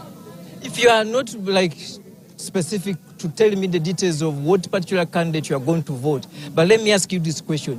What are you voting for? We are voting the second members of NRM, and also who have put more effort so that NRM goes ahead. Yes. Thank you. We'll make it a very interactive with the delegates here as we try to understand what exactly made them be part of this process. You are live on UBC TV, and let me get, first of all, your names, the district, and of course a very simple question. If you are to vote today, regardless of what particular candidate you choose to stand behind, what are the principles are you following? Okay, I'm known by name is Nkutu Shaban. I'm from Buyende district, chairperson Nkondo sub-county. Really, this thing is challenging. We are now going to sit together actually and see which candidate confidently are we going to vote really. So for now you have not yet decided? Yes, not yet decided. Not yet decided. Okay, away from which candidate, what issues are you voting for? No, I have to vote for the candidate which can at least really have some developmental things in her or his capacity. So we are going also to look for their manifestos, and I'm going to use this ample time I have given, and then I pass through their manifesto. From there, immediately, I'm going to decide and I vote. Well, thank you. Yeah. Well, that is some of the ideas and the views from Sig Delegates. Let me just get Madam Juliet here. Agasha is from? Mitoma. Mitoma. Oh, nice meeting you. Nice meeting you. You have been here throughout the entire day? Yes, I came in the morning. Came in the morning. It's by lining up. Yes. Are you prepared? I'm very prepared. You're not fearing? Very used. I have my choices, and I'm not scared. I'll line behind the people I believe can help us and work for the party. So I'm not scared. Ready to line. Well, thank you. And you? Thank you. Woman MP Mbarara District. I'm Woman MP Mbarara District. My name's Yevare Margaret Reviambu. As I've told you, this is Western Region. I'm from Mbarara District. And I'm prepared to vote. I've been here since morning. I listened to Musei. I listened to what was going around. We are happy. The time has come. We are going to line behind the people. We are only hoping the voting is going to be voting. Yes. Honorable, when you listen through very carefully in the address of the two candidates for second national vice chairperson rather female, Honorable Kadaga and Honorable Anite, who is the better candidate of the two? For that one, I cannot tell, really. Because I'm a member of parliament, I have served under Anita Mongi. I came in when I used to look at Kadaga, and I would, be inspired because she's one of the ladies in this country that as young people we grew up looking up to. But as we came in, she was getting out. So these two, both of them have worked for this country. So we are going to decide, yes. The voting is really going to decide. Thank you. Honorable Fadil, the floor is yours. I don't want to ask you any question other than giving this microphone to you. Speak about today's exercise. Thank you very much. My name is Twala Fadil. I'm a current member of parliament representing the people of Tingay County and Flag Bearer. I come from Sebei sub-region, and people from Sebei sub-region love NRM so much. And they love President Museveni so much. We are just here to exercise the democracy of our party, where we are going to elect our leaders. And right now, currently, we are going to elect the second national vice chairperson, female. And position which has divided parliament. Yes, that's the position that has divided parliament, but members, the delegates has the will, and they know whom they want to vote. And this position is only for mobilizers. We want to vote somebody who is able to mobilize for us. And as we speak, we can see that our party, it's a very big party. The person we are seeing that can hold that is none other than Honorable Anita among Anit. And that one has support from Sebei and the entire country. It is about mobilization, nothing more. Just one moment. If to ask you this question in a polite way, when you look at the issue of commercialization of politics, it scares most of us away from politics. What trend are we taking as a country and as a party? Are we safe? Actually, commercialization of politics is bad. We condemn. But you see, sometimes it is alleged by weak candidates. They sit and then they emerge and then they say they have commercialized politics as a way of running away from their voters. Because somebody can come and then in goodwill you say you want people to take water. Is that bad? Because people have been waiting for you.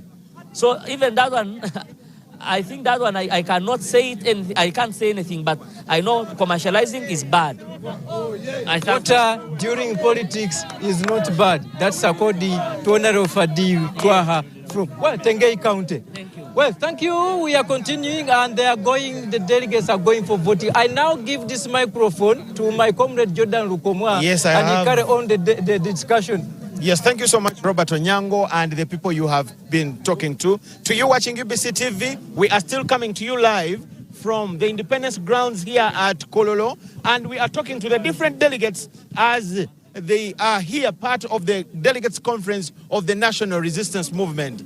Nina fesi wano simpya eri buli muntu agoberera ebifa mu NRM. Twagala okumanya omuntu ono yaani era yaani mu NRM abamulaba bamutegeere nyabo oli otya? Ndi bulungi sebo neyanza nnyo. Gwani era gwani mu NRM? Amanya gange mpitibwa muhaye Betty Mama Janet Museveni gwe mumanyi mwenna. Nga ndi wano ku lunaku lw'olwaleero tugenda kulonda olukiiko lwa Seeke. Naye nze omulamu bwange bwonna nga ntegeeza Abannayuganda abali eyo tuzze kulonda Kadaaga. Lwaki? Kadaaga nze neesibye ku nsonga bbiri. Kadaaga yajja weekoma ku kisanja kya president. Najja weekoma ku kisanja ku myaka egya president. Singa takyali president, singa teyali mukazi muvumu, n'abeera nga tamwagala, yandibadde agamba sijja kubijjako, ne n'asigala nga taddamu kufuga. Ekyo kyokka nze kye njagala, bamulonde bamujjukire. Bamujjukire omulimu gwe yakola. Okay, bajja gamba okampaininga mu kulonda. Twogera bintu byakoze kubanga omuntu bw'obeerawo omuntu abeera n'emikwano gye. Togamba NRM talina mikwano gyayo. President okuva yajja mu buyinza talina mikwano gye. Tamanyi baani bamuyambako. Alina mikwano gye. Naye ekimuta muzeeyi talina mukwano. Omuntu yenna ajja gwagenda naye. Naye Kadaaga kijja tukola bubi nga tabamukubye akalulu. Kijja tukola bubi naye yenyini kijja mukosa. Tweyanziza nnyo. Okay. Muganda wange Kisubi alina wano omu ku bakandidate ba Buganda bayagala okwogerako nabo. Naye nga gwatulaba ku Star TV tuli Kololo tukuleetera butereevu.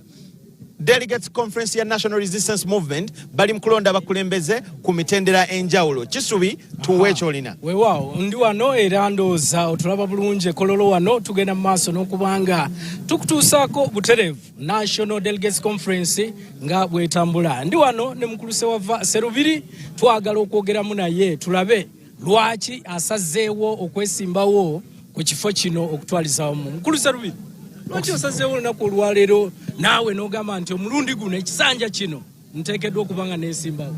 Ekisooka mbadde groomed. President waffe w'eggwanga yatukwatako nga tuli bato atuguluminze ate azze atubuulira buli lunaku ng'atugamba nti ensonga muzoogerenga wabeerawo nga bulabye ebitali bituufu. Nze ekisinza okundeeta is to bridge the gap. Waliwo omuwaatwa omunene wakati w'abakulembeze n'abantu be bakulembera.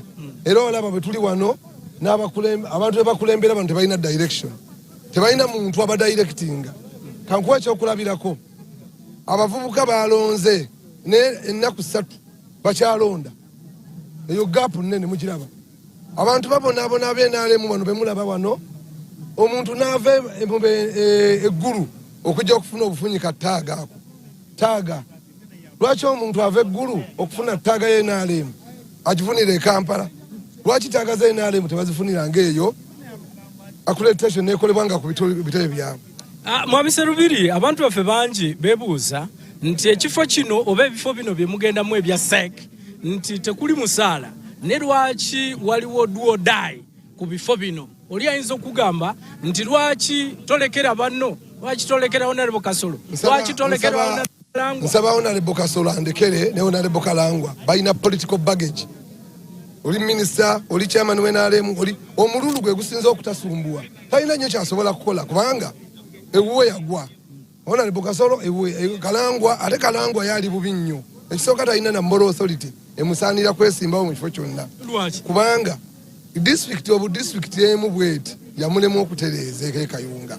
Kati osobola kungamba nti district ekulemye ate otereeze wa Uganda. Lastly, n'okugwa tebawangulangako. Ekyote Honorable Wenwa Java. Okay. Kali. Ndowooza nti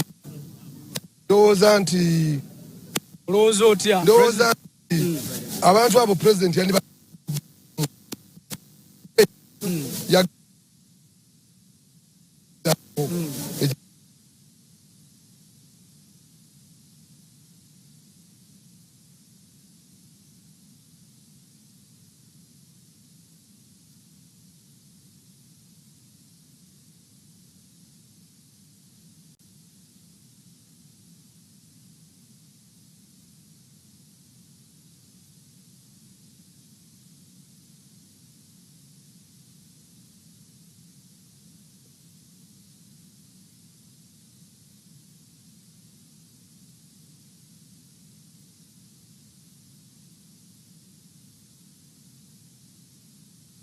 tweyanze.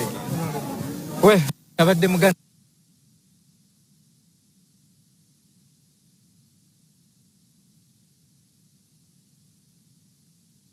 Museveni has been just getting one or two delegates as they prepare to go voting, and mainly in his speech he has maintained that indeed the delegates should maintain peace. It should be a very peaceful election other than trying to fight as if the world is going to end today. That has been the message of the president, and we expect he will be making it almost at every interval. We are not very sure that he will be here throughout the entire voting process, but of course we will give you the images whenever we will get him. So on your screens, those are delegates who are still trying to contemplate on which side they should take, because voting is happening at almost every tent here. Northern Uganda region has a tent, Eastern Uganda region has a tent, Ankole and Western, they have their tents here, and of course all the regions, to ensure that they take part in this noble process of electing the Central Executive Committee leaders. So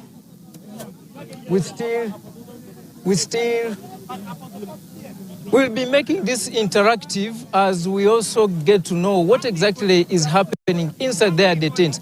I can see many delegates here trying to move left and right. I'm being joined by an agent of Honorable Dr. Chris Baryomosi. You are very smart. Thank you. Which region, which district are you? Running hurts. Tai Chi heals, especially after 50. Koboko district, West Nile sub-region. I am the official agent of Dr. Chris Baryomosi from Koboko district. If I may ask, how can you describe your candidate? Oh, such a wonderful man. He's a brain worker. He's down to earth.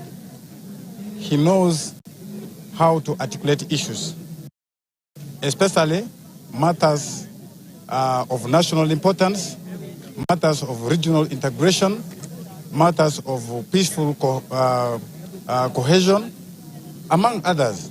And he's a very, very intelligent and kind man.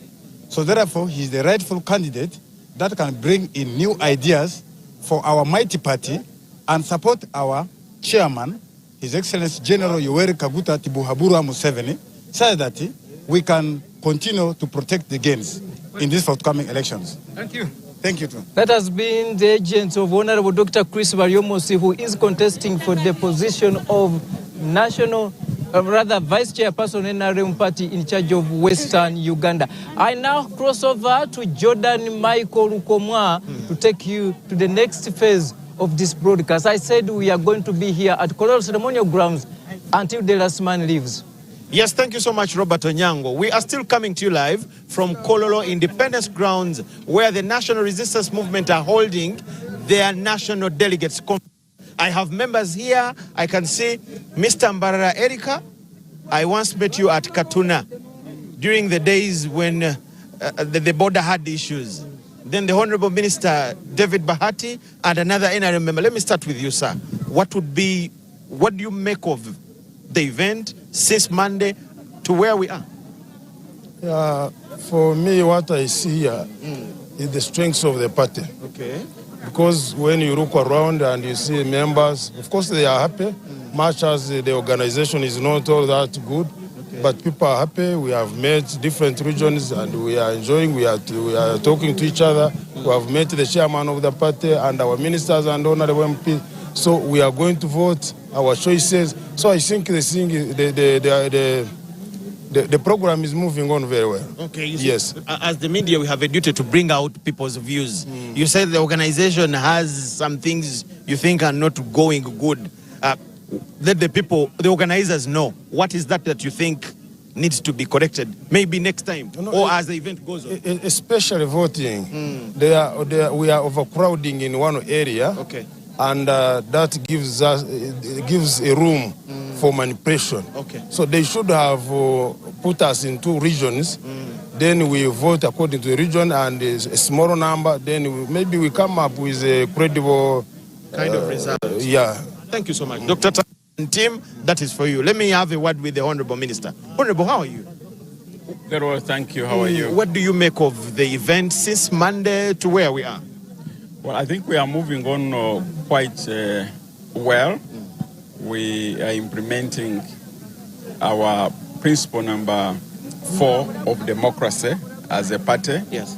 And given the experience of the primaries and where we have reached now, we want to ensure that the selection of members of SEC is free of any irregularities. And that's the reason why we have gone into now regions. And we hope that the members will be able to elect leaders that the party deserves, and we hope that at the end of the election, we shall deserve the leaders that we'll have as members of SEC. And we're very grateful for His Excellency the President, who has kept here up to now. He's still with us. He has moved around to exercise and see how the members are electing. And we hope that at the end of the day, we shall certainly have the leaders that the delegates will elect. Okay. Various people, including now the Right Honorable Kadaga, have decried commercialization. Yesterday I heard the Deputy Speaker and very many other people. Commercialization of elective politics. It has even come into inter-party elections within parties. As somebody that has been in leadership for some good time, you have elections. What do you make of this issue that people are crying loud about? Well, it's a duty of all members. It's a duty of all members to make sure that the principle number 1 of our Constitution, Article 1, which says that the power belongs to the people, should be upheld. And that can be upheld by the voters resisting any manipulation, the voters resisting bribery, but at the same time, leaders, those that are going to vie for leaders, ensuring that character remains at the center of this election.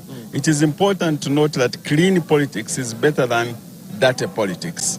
And we want to ensure that this does not turn into the power, the article that says the power belongs to the people does not turn into that the power belongs to money.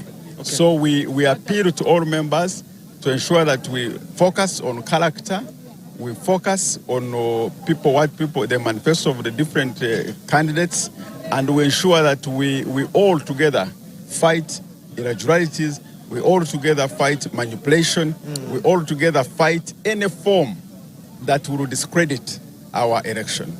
Honorable, as somebody that has been in elections for some time, what do you think has given birth to this commercialization? Whom should we blame, or what should we blame? Everybody has a different view. What would be your view? What do you think I think at the end of the day, we shall have to have reforms. We shall have to have reforms as a party in terms of the primaries, the way we conduct them, whether actually we should now continue with adult suffrage, vis-a-vis colleges. We shall have reforms. For example, we have different systems across the world that are helping. In UK, they have campaign financing act, campaign financing law, which caps the amount of money candidate can put into an election. For example, in the UK, a member of parliament can only spend up to £27,000, which is around 150 million. So we need some reforms to restrict. There are others who are proposing that maybe we can go the ANC Chama Pinduzi way, where people now campaign as for the party as a party, and then the party sits and looks at who should represent people where. So this is one of the things that we have to look at. So in a nutshell, we are looking at the necessary reforms to ensure that monetization of politics can be eliminated. That one of the reforms which we have implemented is actually ensuring that a vote means one man, one vote, and digitization of the process of elections, for example, where we are looking to look at the fingerprints, at the facial, in the January elections, will go a long way in helping to remove some other irregularities. Okay. Yeah. Thank you so much, Ronald. Yes, Mr. Mbarara Erika. Nugamba shi. Tineshonga. Uliotia. Tineshonga. Mazina Mbarara Erika, ndarugwa Katuna Council, kai chairman wa Nrm. Katuna negamba chi. Katuna bonire. Nagamba na wenka bachinjire border. Buliya yate kabonera. Sawage business nereta. Irakoraje. Chona chati. Chirije ntarutuzi cyane ho ati turatayirana. Turazagwana n'abanyarwanda babareje. Rebo mukamereje. N'abanyarwanda bareje. Wituniko turazo wabo. So tineshonga border tubonire munonga. Buchona chirije.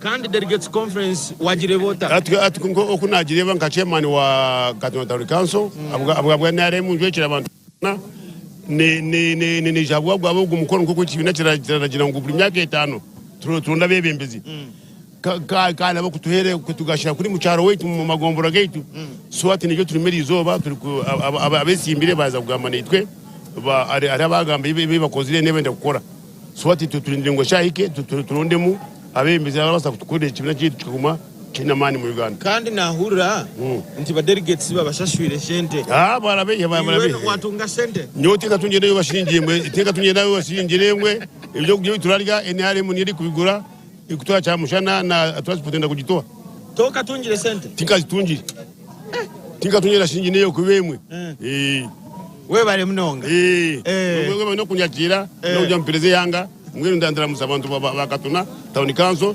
tukubaciciraje hamwe n'abantu bakabali we bari sebo. How are you mzee? I'm all right, sir. I am retired Sergeant Anito Valeriani. Okay. Nrm Chairperson Karungu. Nrm Administrative Secretary Bowesh District. Have you voted? Not yet. Okay, but because my voting is near take place just in a few minutes. Okay. Yes, please. So how have you seen the process? The process so far so good. Accreditation has been very good. Serving meals very good. But we are overwhelmed. Because you can see from my card, I am support staff. We are overwhelmed by a huge number. Okay. But we managed to control, and the headquarters secretariat has done everything possible to make this function a success. We wish you all the best. Okay. Thank you so much for watching. We are still coming to you live from Kololo Independence Grounds, where the National Resistance Movement are holding their National Delegates Conference among the preps for 2026 do-or-die elections. Chisubi has somebody to talk to, my colleague here. Let us give them the room to get to know what exactly they have. Wewa watrapo mlunji nyimiridde wano ne mwami Okechono ngera naye delegate olunaku olwaleero azze okubanga alonda. Sebo nsanyusa okulaba. Yes, Sebo. UBC Star TV. Yes. Ninze John Francis Okecho, ndi mwana wa Bugiri, era ninze NRM flag bearer wa Bugiri municipality. Chachikulese wano olunaku olwaleero ani akusikiriza ogamba nti nawe leero kojje wano? Olwaleero ndi wano nga delegate era ndi kujja kulonda candidate wange Jordan Asimwe Akiki gwe ndi kwenda nga national vice chairperson Western ku lwansonga ni dino ife ng'abaana Uganda population y'abantu abazira mirimo enaku dino n'abangi. Jordan ono tumuboinemu ensonga because mwana mukozi era alikuwanirira abaana Uganda bangi saawa eno wendogerera alikuzimba factory dit ibiri eyindi eri mu Sebei region eyindi eri mu Karamoja region. Region yange factory eyindi ya cement, factory eyindi eri kujakola marbles. Region yange yenva mu ngeye Busoga. Saawa eno Busoga erankinga namba 2 mu bantu abanaku. Wetunakozesa omuvubuka ono okwidda mu Busoga abavubuka baife abazira emirimo bona basobola kufuna ku chance okusobola kubaaku n'emirimo.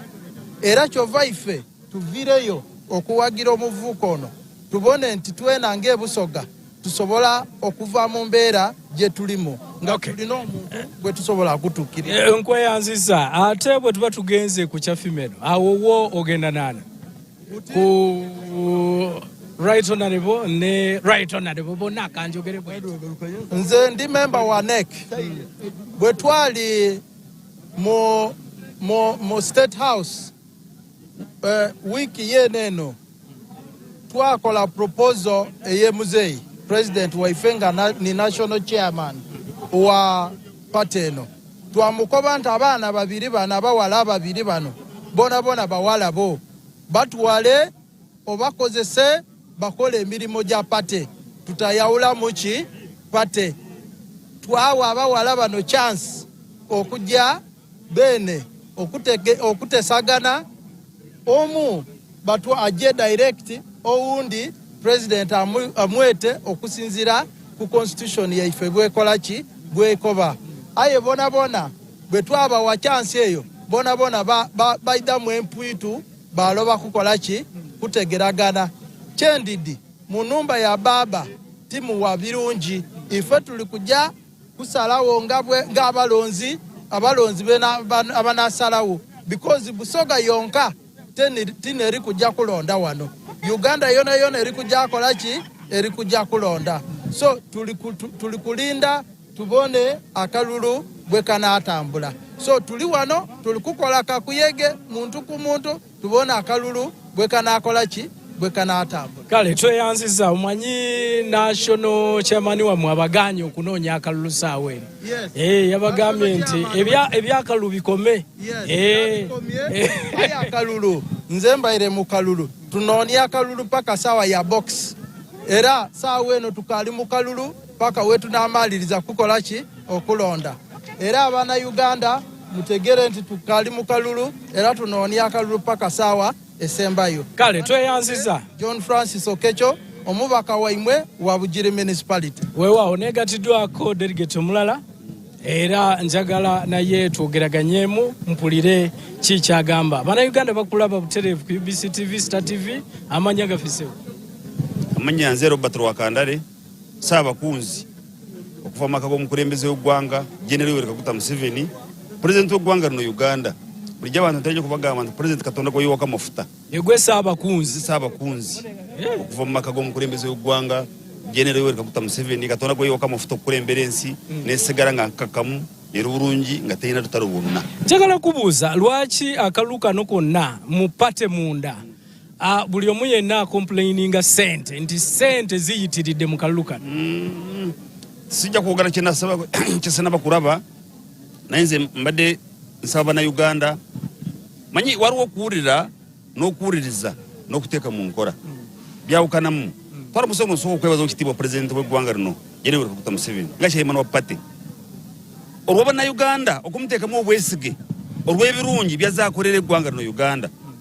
Manyi osobola kubeera omukulembeze kyenkugambye kino era gondooza omusajja ayetegerezanya ebintu bya bayibuli amafuta kyawukanamu eggwanga emyaka 4 nga likyalina emirembe sikyakusaaga okitiibwa pulezidenti wali akyogera nagamba emirembe kintu kikulu emirembe eringa liiso kino kireetera abantu bona okukungaana okuva mu nsonda z'ensi kitegeeza mirembe awatali emirembe tetusobola kwekungaanyiza wano naye ayagala nnyo tuwulirize ebyaba atugamba bw'oba oyagala omuntu owulira kyakugamba yatugambye amasomero enguudo amasanyalaze amasomero byo bya bonna naye si nyingiza yawaka sikuba tugambye ekyo koranze kuyitako n'osula enjala amasezi gakuyitako n'osula enjala so buvunaanyizibwa bwa bannayuganda okuwulira emirembe eno okugikozesa obulungi gwegifune mu bannayuganda era nensaba n'abavubuka obutakkiriza mu by'obufuzi ebyokulwana era n'abannayuganda beesimbyeyo bonna obutakozesa ebyobufuzi ebya tribe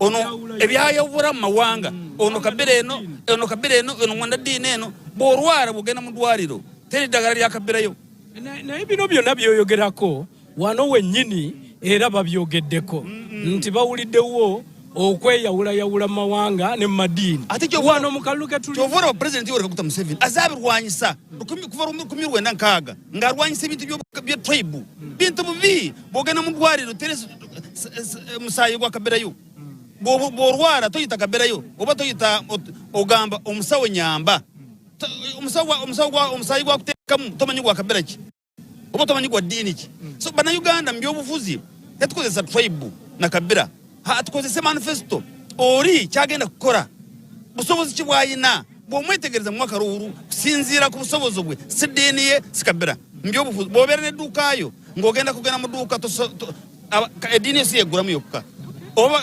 tribe si yeggulamu yokka bannayuganda bebakola ki bebagula so mbebaza bannayuganda okwagala okitiibwa Yoweri Kaguta Museveni nga pulezidenti w'eggwanga lino Uganda era obuwagizi bukyaliwo ekibiina kyakirwanira barwana kukiyingira kibiina kya mukisa kibiina kirungi so mbebaza bannayuganda mwebali okwagala okitiibwa pulezidenti teri kurwana buli omu ayogera munne tuli famire emu era tuli ttiimu emu mu kibiina kyayina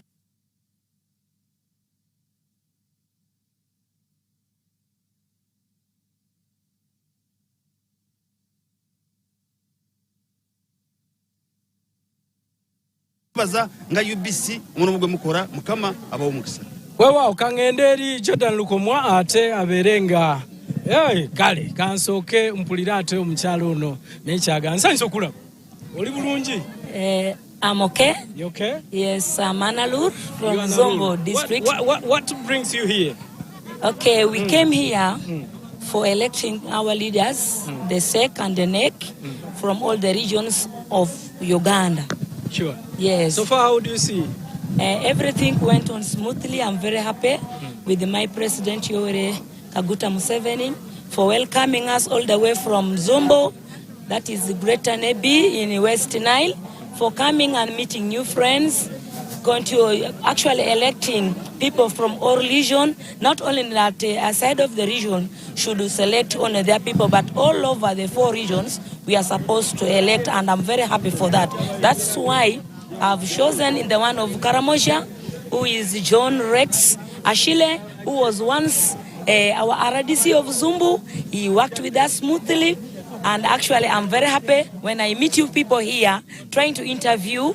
I felt that I should also give thanks to my Excellency for bringing us together. We met friends, and we crossed across to know that what is happening around Uganda. I'm Obima Beatrice, Treasurer, Mainstream, Zombo. Thank you so much. My last message is to my Museveni that I'm very happy that he has done everything well. Let him remember our road. Thank you so much. Thank you so much. Kale katugende eri Jordan Lukomwa. Yes, kisubi kiri kitya? Kiri okay. Tuli wano ku Independence Grounds Kololo tukutusaako National Delegates Conference eya NRM nga twogera n'abakulembeze n'abantu abalala. Nina abakyala babiri abawangudde okulonda kukyala olunaku lw'eggulo. Ninaho mukyala Enid Mwesige nga yawangudde akalulu k'abakyala. Good afternoon, madam. Good afternoon. Yes, I will hold it for you. So, how was it yesterday? Yesterday, it was a very good day for me. It was a blessing, actually, from God, that I made it perfectly well, that I stood to the post of National Vice Chairperson, Women's League, Western Region. I won highly with 98%. I got 1,704 votes, and my next competitor got 23 votes. Okay. There is information out there that there were a lot of malpractice, that voting was not that clean, and there was money exchanging hands. We have talked to the organizers of the elections. We now have a chance to talk at least to a candidate who won. What is the picture? What could be the truth? So what I want to tell... Whom did you pay, if you paid anyone? What I want to tell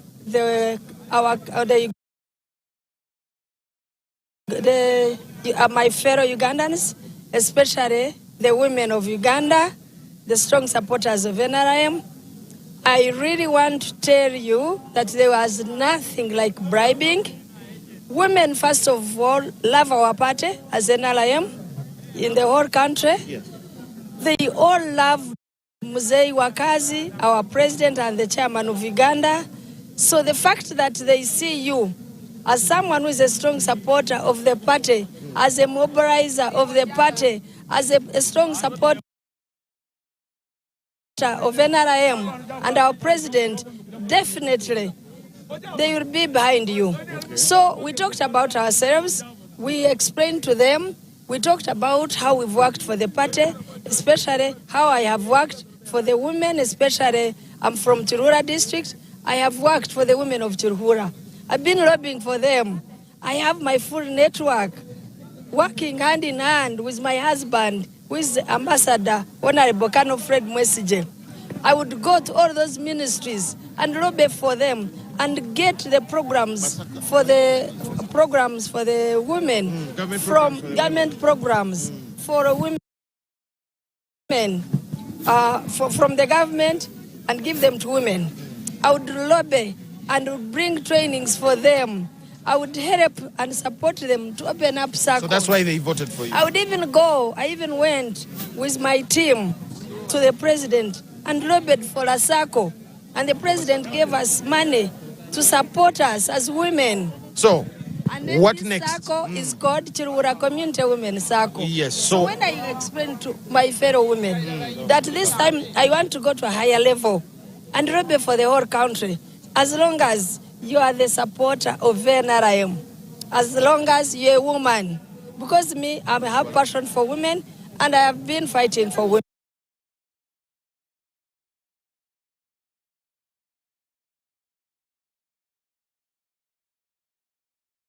Show your confidence with skin that looks this good. New Nivea Nourishing Cocoa, now with Hyaluron.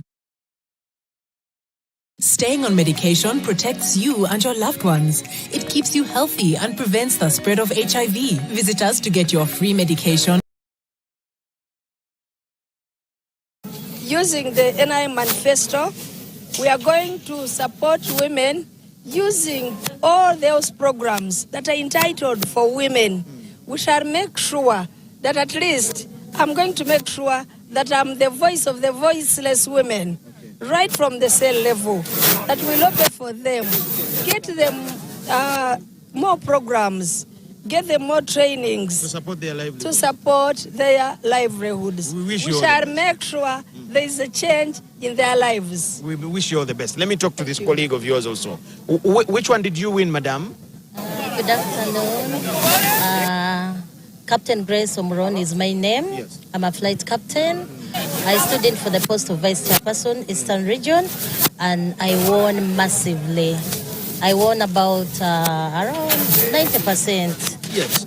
We are told, and there is information, that there were rigging activities and malpractices. We have talked to the organizers. As a candidate, what did you see? One may think, yes, you will not tell us the truth, but it is now up to you. No, I don't think whether there was really any sign of malpractice, because me, myself, I went to almost every district in Uganda because we are voted nationally. Okay. So there is no way I can pay money for somebody to come and vote for me. What message do you have for the women that voted for you? First of all, I want to thank them that they came in their different districts and stood by me and voted for me. Yes. So it means they saw a leader in me, they saw a mobilizer in me, and they saw me as a strong person that is going to air out and become the voice of the voiceless women in this country. Yeah. Thank you so much. We wish you all the best in your endeavors. Yes, we are talking to different leaders and people that have been part of this delegates conference here at Kololo Independence Grounds, where the NRM are holding their delegates conference. Now, we are witnessing a procedure that takes us to an election, the highly contested one that has all the eyes of the country. That's the vice chairperson for women, where the candidates are the former speaker and the current speaker. That is Right Honorable Anita Among and the Right Honorable Alitwala Kadaga. It's about to go on. And in fact, there is a region here that is voting. Yes, there is a region here that is voting. We can see. Yes, if my cameraman can give you the picture. Jordan, now what you are seeing on your screen is the real voting. This is what exactly brought us today. And there is the Deputy Speaker of Parliament, Right Honorable Thomas Tayebwa, holding the portrait of Right Honorable Anita Mong as delegates line behind him to cast their vote in as far as the voting for national chairperson female is concerned. The rest is between the two, the former speaker and the current speaker. All great men, rather great female, great women coming from the east. And by close of business, we would have known who is the winner of that race. And as you can see, the deputy speaker, you can hear the excitement from the delegates is the who are agent just waiting for the counting for his superior, so that that's the Speaker of Parliament, Anita Mong. This is the Deputy Speaker of Parliament, Right Honorable those are the lines Thomas Tayebwa, holding in her support. Let's have a look at the other side that is of the Right Honorable Alitwala Kadaga. Yes, this is the most contested of the queues. I will not be in position to tell you who is winning, but you can see it yourself. And we are having a long queue. Two lines. Anita Oye, the excitement from some of the delegates. Anita Oye! Winning team Oye! Anita Oye! The winning team Oye!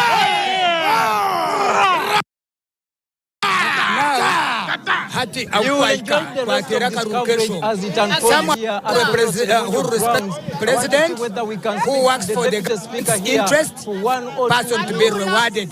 And this is none Honorable Speaker, I can feel the excitement from the delegates. Equally, you as well. The voters in the line for the Right Honorable Anita Among contesting. No, I think we are mainly women. We are mainly NRM. for some who will mobilize for the party. We thank you so much for watching. A moment, just Right Honorable. My camera person is just hidden somewhere. I don't want. Well, Right Honorable, let's go again. I think we are voting, choosing between two great leaders of the party, like the president said.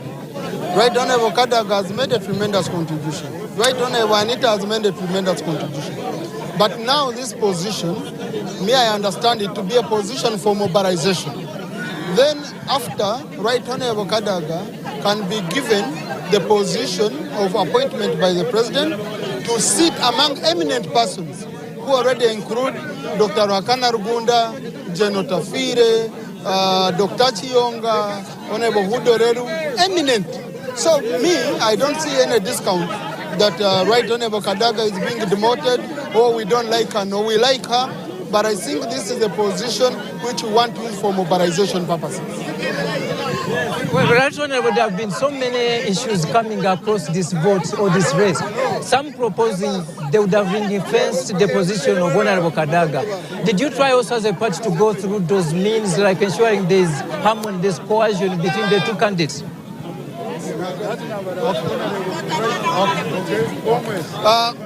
To me, these positions, they set a precedent in 2021.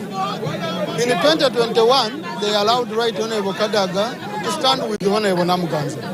Now, which excuse would we give as a party to say that now, in 2025, Right Honorable Kadaga cannot stand with Right Honorable Anita? So the people who committed the original sin are those ones of 2021 who opened up. And they left the ones of the president and chairman of the party and first vice chairman ring-fenced. The other seat had also been ring-fenced sometime back. Okay? So now, if they opened up, what do we do? Logic cannot apply. Otherwise, to me, if there had not been that precedent, I would say, okay, we continue ring-fencing. But since they opened up, let's continue. But these two great leaders have made a lot of contribution to the party. And whoever wins or whoever loses, okay? Not that it won't be because they are not important for the party or they are not needed. No, it is because of just strategy. And I hope the president can accommodate the other person so that both of them are in sync, because we need both of them as a party. Lastly, you are right, Honorable. The debate about commercialization of politics. You yesterday hinted about when you were in Nakawa. Today, Right Honorable Rebecca Kadaga has talked about the same. What is the truth of the story? No, I think we are going to have time. We discuss it internally as a party. That will be the only issue, to discuss it internally as a party, guided by our chairman, the president, and we get medicine for it. But a very good example. I think, for example, if you put these elections at the regional level or at the district level, we wouldn't have this business of ferrying people, giving them accommodation. We would reduce on the cost. Yeah. Thank you. That has been a very elaborate one with the Deputy Speaker of Parliament of Uganda, Right Honorable Thomas Tayebwa, speaking to us. Of course, he's holding the... And it's Anita Among. And as you have seen there, the elections are on course and you'll be waiting for the results in the end of the day.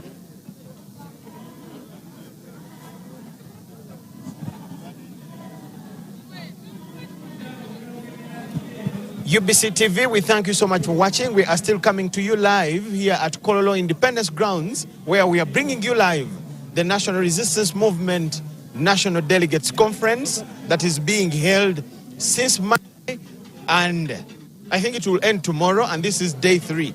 We have witnessed the start of elections today, and the hotly contested vice chairperson for women is the one that is ongoing. The processes have started with accreditation and verification of voters that is happening now in their different districts and regions, and that's what is happening in the different tents where different districts and different regions, voters are being verified to ensure that they are the ones that are supposed to do the voting. The contestation is between Speaker, current and former. That's the Right Honorable Anita Among and the Right Honorable Rebecca Kadaga. It is really tight. We had the two of them campaign. They were given each a few minutes speak, and they all had an opportunity to ask for votes. The Right Honorable Kadaga, in her address, she decried voter bribery and corruption, which she says she witnessed, and her teams gave her information that there were rigging and people were bribing voters in the election here last night in Kisasi and other parts of the city. Then the Right Honorable Anita Among, in her speech, she said she will use her power as the vice chairperson of the NRM. Yes, Honorable. Doctor, good afternoon. Good afternoon. You must be the busiest man in the country. The busiest, but so far the happiest. Okay. Because the process is going on so well. I'll take you back to Monday. How did it start, and how would you describe the process by now? I think where we have, this is the largest conference. When you settle this, then you are done. Okay. I'm happy because so far I've not met any resistance. I've not found anywhere where people are conflicting. I can tell you Kampala and Wakiso tent is voting. They have started voting. Acholi Lango tent is okay. West Nile tent is okay. Mukono, they are reading names. So these are four big regions that we are having for the election that is ongoing. Since Monday, how many elections have you held? We've held, I can say we've held the following elections. We've held elections for PWDs, yes, for the workers, for the veterans, yes, for the youth yesterday, where we elected only one position because of rowdiness of one candidate. Then we also went and elected for women, very robust election. So far, I've elected 7 leagues, and I'm remaining with only one. What caused the problem in the youth election? Well, the youth election, one candidate is a populist. She says she wanted to be given money, the youth to be given money first before we vote. And was saying Electoral Commission of the party had taken their money. I think she had not mobilized enough. She was actually looking for votes through inciting the young people to rebel against the system. And I think it helped her get votes, although the votes were not good enough for her to win. You know, the media is a platform to clear the air. The information out there on social media that you were defending one of the candidates with whom you are related. This is an opportunity to clear the air. Was there anything like that? I have a biological son called Tanga Collins. Yes. Biological to the extent that consenting adults produced a son. The fact that the son is a candidate does not rubbish the fact that he is a candidate. He's a candidate, but I'm a chairman. The candidate went through the normal process. The voting was done. I stepped aside and allowed other commissioners to handle. Oh, because the suspicion and the implication is that you were involved in ensuring that he won. The only time I came is when mayhem broke, when the situation became completely unmanageable. Because these are new commissioners, they were kicking them around like football. That's when I said, I want security. I called Museveni, the chairman of the party. He guided that take security, take over. And make sure you take over total command, but allow the others to do the ingredients. And that's what I did. I took charge of the pavilion, ordering, giving instructions, but on the lower side. And the order was not vote my son. The order was that you must be a delegate, you must be disciplined, you must do this, which is civility. We are the third arm of the government, the fourth actually, and we bridge the gap. And the information still circulating is that the chairman of the party halted the declaration and all the results, so it is possible that the youth elections are going to be redone. Is that also true? The results were declared in our legal sense of electoral laws. Once results have been declared, not even the chairman of the party, and he knows the law, can alter it. So the chairman did not stop any results because it had been declared. The only recourse for the loser is tribunal. I thank you. Thank you, Doctor. That is Dr. Tanga Odoi, the chairperson, Electoral Commission, NRM. And we got some bit of a recount of what has happened since Monday up to where we are. Yes, there were so many questions about the elections of the youth that were carried on yesterday. Atulaba ku Star TV, wabaddewo ebibuuzo bingi ku kulonda kw'abavubuka okwabadde wano olunaku lw'eggulo. Tufunye omukisa ne tuwogera ne Dr. Tanga Odoi akulira okulonda kw'abavubuka. Ebibuuzo bibadde bitya? Eyawangudde Tanga Colin mutabani we gwazaalira ddala era naye akikakasiza wano. Kati okutebereza kwabadde nti yabadde amulwanirira awangule. Era nga babadde bagamba nti president chairman w'ekibiina kino yayimiriza ebyavudde mu kulonda okwo bagenda kuddamu. Dr. Tanga atugambye ebyalangiriddwa bye byatwaliddwa era Colin Tanga ye muwanguzi wakavubuka wakalulu kabavubuka. I beg your pardon. So we thank you so much for watching. We are going to keep you posted about all the developments here. According to him, 4 districts are already voting. That is in the election of the vice chairperson NRM for women between the two speakers, former and current, Kadaga and Anita Among. It is ongoing. We'll get back with the results for that and how whatever will have come up in that election. We thank you so much for watching. Michael, Jordan, Nokuma, and the whole team here. Let's get back to you in just a while.